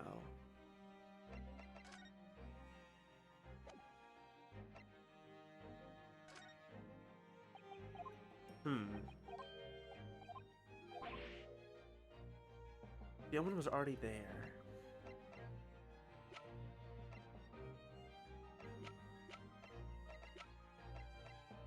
I don't know if we have anything like that.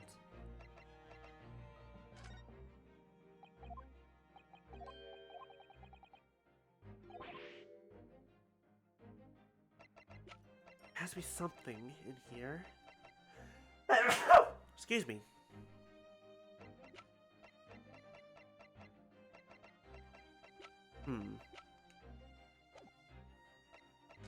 So I can't talk to you anymore. We've already established all that.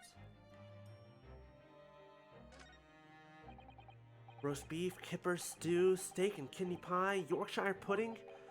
That looks mouth-wateringly good. Indeed it does. And if it were accompanied by even a morsel of pheasant, it would be perfection. You're still on that? Oh, it really does look like a feast for celebrating a victory in court that we don't have yet. Or indeed, for drowning one's sorrows after defeat. I hope you weren't referring to the trial tomorrow, Mr. Sholmes. Clearly still in mourning over the pheasant at the moment. That's not helpful. None of that's helpful information. What else do we have?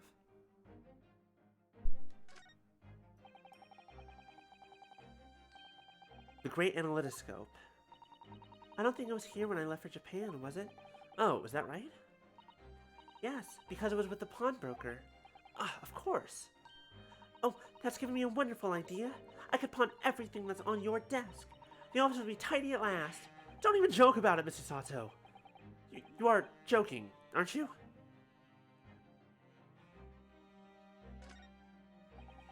There's all sorts of these shelves, chemistry apparatus, books, papers, and lots of things I've never seen before. It's all heaped up so high, I can't help feeling that the whole law is going to topple at any moment.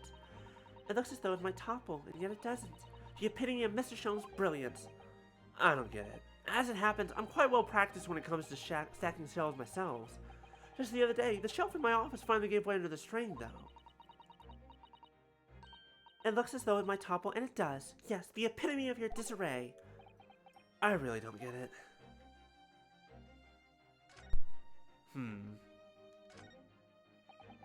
I do like this fireplace. It's one of the best things I've seen since we arrived in the country, in fact.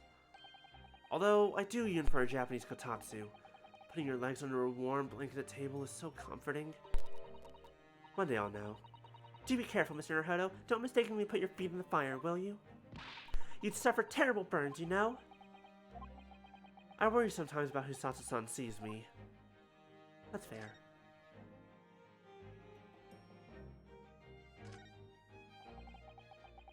He stands out beautifully as ever. Well, it's only by carefully taking care of a tea set that you can make good tea. Is that a roundabout way of telling me I need to tidy my desk? Oh, Mr. Naruto, you do overthink things at times. But yes. If there's anything here.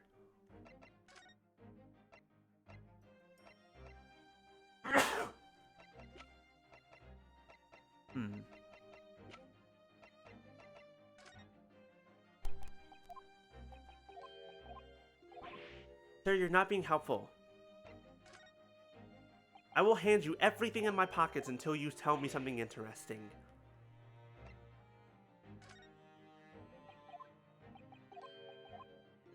Don't think I won't, because I will. I'll waste the rest of my stream time doing this if I have to.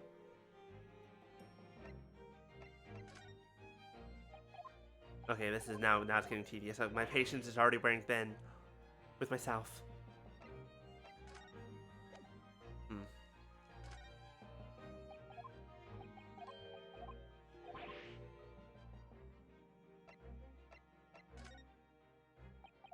No, because this was taken 2 years ago, not 1 year ago. Have anything from a year ago. Except for this? I hate me. I hate me sometimes. The most obvious answer. There's no room for doubt with your instructions in this telegram, Mr. Sholmes. You were very clear that it was Judge Jigoku's office that should be searched, so... You obviously knew that's where the list of names would be found. K. Asogi, A. Shin, T. Gregson, J. Wilson. But we only learned those 4 names just over 6 months ago now, and only because they appeared as part of the top-secret government communications that were leaked. Well, that's true, yes. But at the time, you were unaware of the background. You see, those 4 names were wired to Japan around 6 months before that. Approximately this time last year, in fact, when you were both still in Japan. But why? It really would be hypocrisy on my part to reprove others of intercepting state secrets.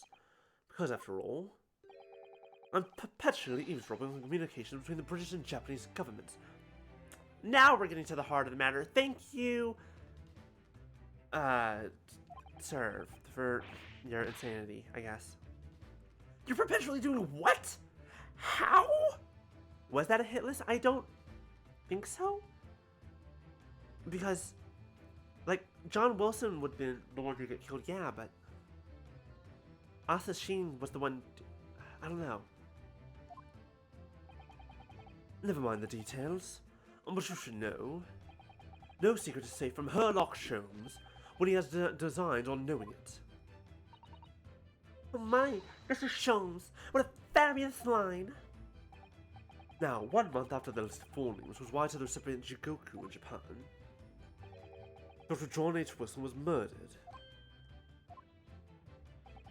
As soon as I learned of the incident, a hypothesis rapidly took shape in my mind. As it turned out, I was partially correct, and partly mistaken.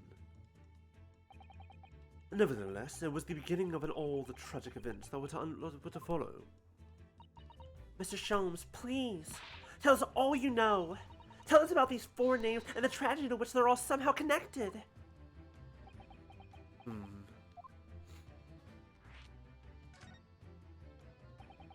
As I said, when I learnt of Dr. Wilson's murder in Japan, my mind immediately turned to those 4 names. Because, you see, there was someone else on the list, who I believe to be recently deceased. What? Who? A Shin, as it was transcribed in Japanese script. In actual fact, Miss Asa Shin. Well, that was a familiar name to me. It's a professional killer, well known among London's unsavory classes. Oh, I see. But she had completely vanished from existence several months before Wilson's murder. Because she was the exchange student that went to Japan. So I came to the logical conclusion that she had herself been killed. And accordingly, I became fearful for the lives of the remaining 2 persons on the list. K. Asogi and T. Gregson. Owing to our proximity, I decided to take measures to protect Gregson myself. But I determined it would be safest if young Asogi were to stay away from Britain. So that's why you went to such lengths to prevent his study tour from going ahead. Exactly. So, you already knew who Kazuma-sama was, Mr. Sholmes? Oh yes, Sholmes and I have exchanged correspondence for years. I'd recounted many tales about Asogi to him in my letters, and the news of Dr. Wilson's death, of course. She knows that Dr. Wilson's not her dad, but also hearing that Dr. John H. Wilson is dead, that's gonna fuck her up a little bit. So, Dr. Wilson is dead then? I didn't know. Oh, Iris. I know he wasn't my daddy, but still. That's very sad. I'm so sorry, Iris. We knew the significance of the name, obviously, but we just couldn't bring ourselves to tell you. No. But what you just told us, Mr. Sholmes, doesn't completely tie in with the facts. There's one big hole in your hypothesis. A big hole, Mr. Naruhodo? Oh, yes. Do you mean about Asa Shin, I presume? Oh, of course. Exactly. She wasn't killed, was she? She was in Japan, posing as a visiting student under the assumed name of Giselle Brandt. I'm glad you're keeping up, my dear fellow. But I only became aware of that fact 2 days ago, in the foyer of the Great Waterloo Hotel. And upon hearing that startling revelation, the hypothesis that I formed surrounding those 4 names was completely turned topsy. What? Topsy? Not turvy, just topsy? I guess there's a difference. What do you mean when you say your hypothesis was turned topsy, Mr. Sholmes? I believed all 4 names on the list to be the names of victims. However, I was mistaken. Very much so. Asa Shin was a killer. This telegram is a list of both victims and killers, is it? Indeed, and it would seem that Miss Shin was dispatched from Britain with the sole intention of dispatching Dr. Wilson, her visiting student status being merely a front. Which would of course explain why no motive could be determined for her actions. So the real reason Dr. Wilson was killed by Assassin is because he was the target of an assassination by the Reaper of the Bailey. And forearmed with that knowledge, press consideration of this telegram. What's the list in a very different perspective? What do you mean? Well, if Asogi, Sheen, Gregson, Wilson, if Assassin was to kill was to kill Wilson, by the same logic, wouldn't that mean that Asogi is there to kill Gregson? What do you mean? Well, does it not strike you? There was another among the four, who subsequently became a visiting student. Wait, you mean... But of course, a name you know only too well. You mean... Kazuma? He did say in court earlier today. Yes, on October 31st, I accompanied Inspector Gregson to Dunkirk in order to carry out a mission. And the mission was the assassination of the Mark. Young Mr. Asogi accepted that mission a year ago now. No, because Wilson was killed. I don't think Wilson was a Reaper. Wilson was to be assassinated. He was a target of the Reaper, I think. But I don't know. Young Mr. Asogi accepted that mission a year ago now. Surely not. Surely not! There we go, that's much better. Second reading, get better. In conclusion, this document is a contract of sorts. An international agreement, one might say. Detailing an assassin exchange. An assassin exchange? How could Cosma possibly have gotten involved in something like that? So Asogi and... Because Tobias... I don't know. But assassin... Oh boy, this is... Ooh, there's a lot happening here. Let's assume that we have two parties, each wishing to dispose of a distinct individual. And those two parties then make a contract to swap their respective assassination targets. And that would then be an assassin exchange. So... If Shigoku made a plan with someone else, then that means that... Wait. That means that the murder of John Wilson by Giselle Brett, Shigoku already knew about it before the trial even started. He already knew who did it. He knew I was innocent. That motherfucker. Son of a bitch. That also means that he sent Asogi to Britain to kill Gregson, which means when Gregson came to meet him, the three of them, they killed Gregson. Gregson was there to kill Jigoku, but Jigoku and Asogi were there to kill him. Oh, there's so much happening.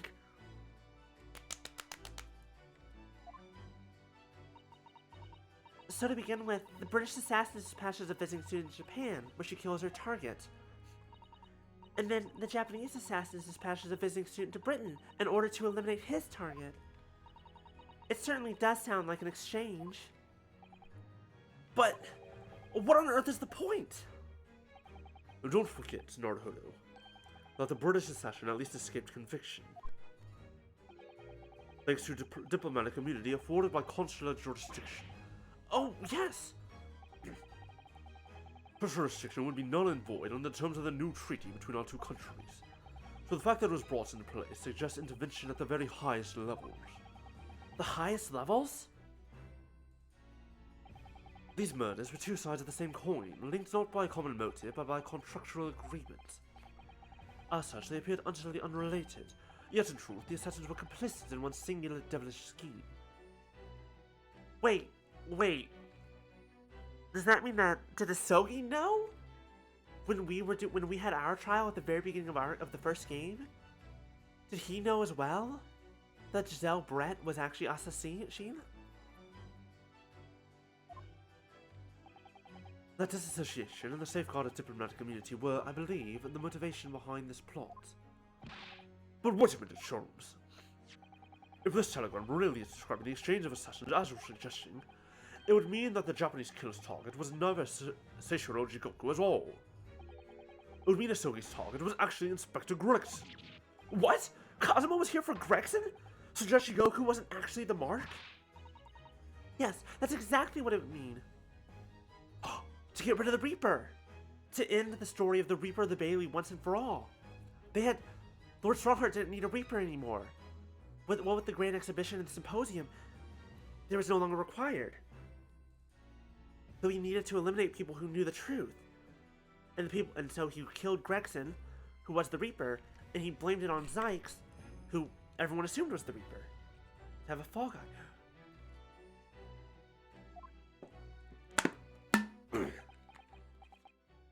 Oh my god! Oh my god, what a fucking twist it turns. I hold myself personally responsible for failing to keep the inspector safe. Mr. Sholmes. I told him of my fears and implored him to seek a transfer to any overseas position. Obviously, with the young pickpocket in tow. Yes, Gina. Come to think of it, Inspector Gregson did mention that to us at the Great Exhibition. That he'd be transferring to the Paris police and taking Gina with him. Without informing me, he engaged in one last assignment, it seems. And sadly, it turned out to be his very last. This is too much to take in. Holy shit. What's with all the revelations this day? Alright, everyone. That's quite enough of all that serious talk for one day. Isn't it, Hurley? No. Gregson, I think...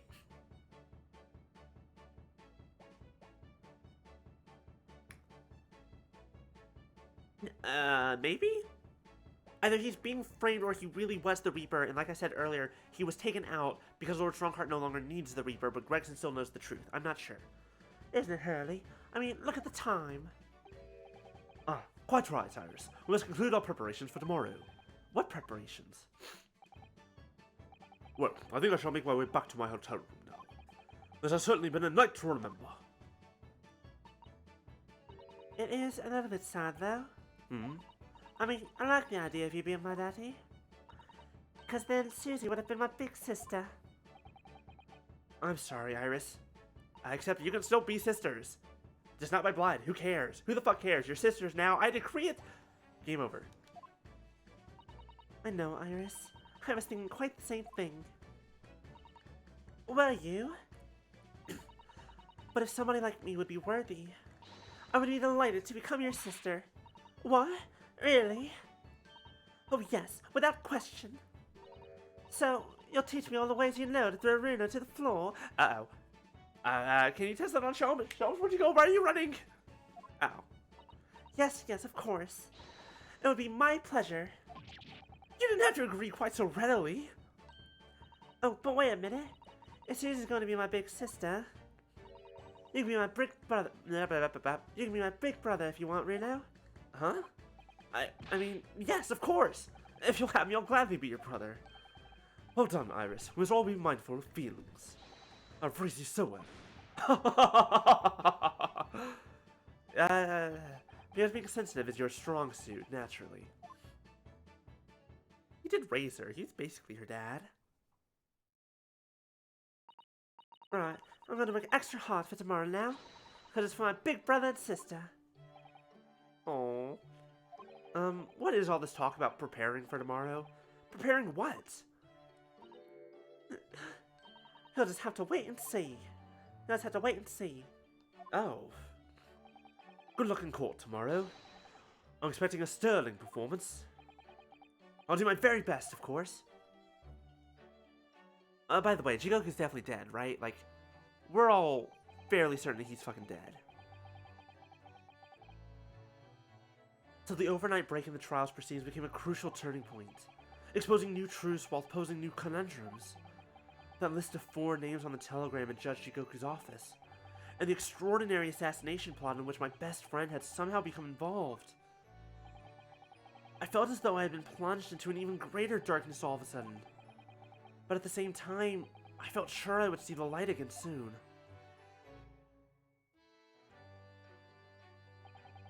Because I was lucky enough to have this wonderful family in the world sitting steadfastly behind me.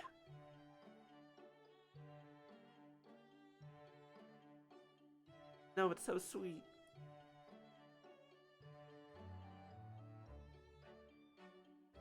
Wow, we ended right. Well, we got there right at 7 o'clock.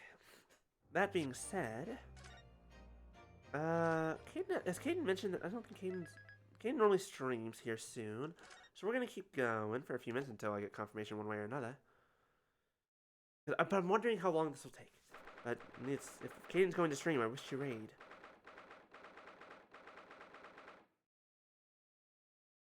She should. Yeah, tonight should be more Sonic Adventure 2.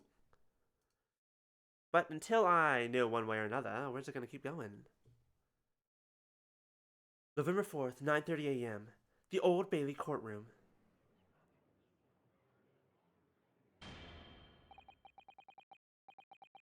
Before we begin today, I have a brief announcement.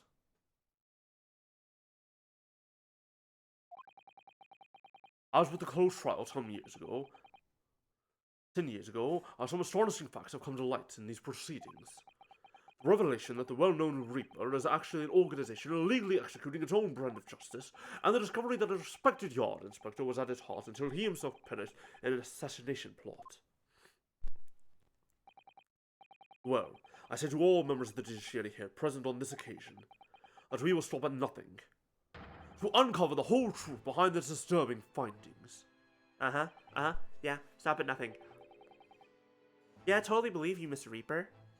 Definitely. Hi, Maya. Thank you for the hydrate and the posture check. Let's do that real fast. Ugh, my back. Speaking of, I should be getting the chair tomato, which should be fun. But the Overwatch Diva stream shall await until A, it's put together, and B, I have that outfit ready to go. It says it arrives tomorrow, but we'll see what happens. Here's hoping. Counselors, you will undertake this trial with the resolve to pursue the truth to the bitter end. Resolve, yes. That's my intention. My lord, if I may inquire, the defendant may speak. On what grounds is Cosima Sogi permitted to continue in his role as prosecutor when he's clearly had a conflict of interest in his, part of this trial? He has admitted to colluding with the victim in a plot to assassinate an innocent man. He shouldn't be enjoying the privilege of freedom, let alone be leading the prosecution. I submitted a written petition to Lord Strongheart, requesting that judgment of my transgressions be delayed by 1 day. Excuse me. You did what? You did what? In today's proceedings, I intend to expose everything. My whole life for the last 10 years has all been leading up to this one day. Kazuma. Whatever the outcome of this trial, I give my word that I will accept whatever punishment is deemed appropriate, however severe. And I suggest you prepare yourself for the same, Reaper.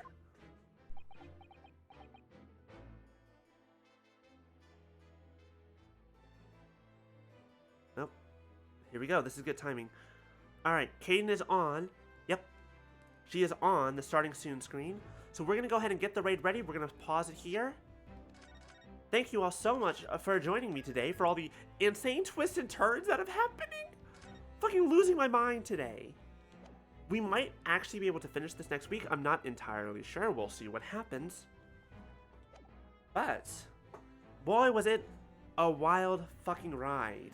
Holy shit. What the fuck? Conspiracies on conspiracies on conspiracies. Oh my god. It never ends. We're twists and turns than a roller coaster. We're twisty than a pretzel. That's absolutely insane. Alright, let's get that raid message going.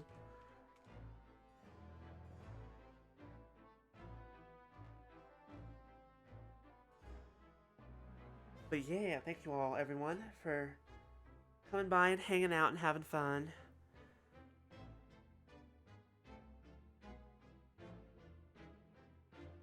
Bigger conspiracies than Watergate and Deep Throat.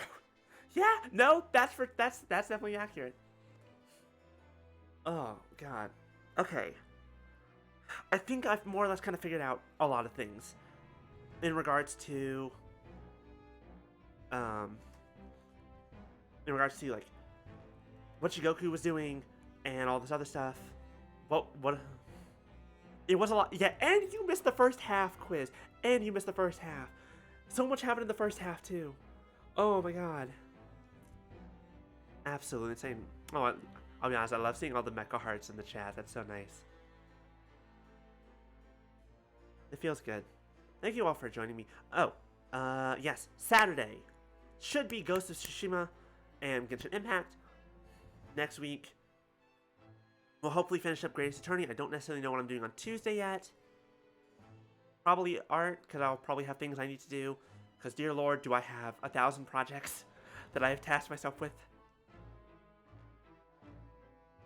Alright, seems like the raid's going to kick itself off here, though, soon. But, as always, the schedule goes out like Saturday, or Sunday or Monday. And oh, it's going off, so I'll see you all soon.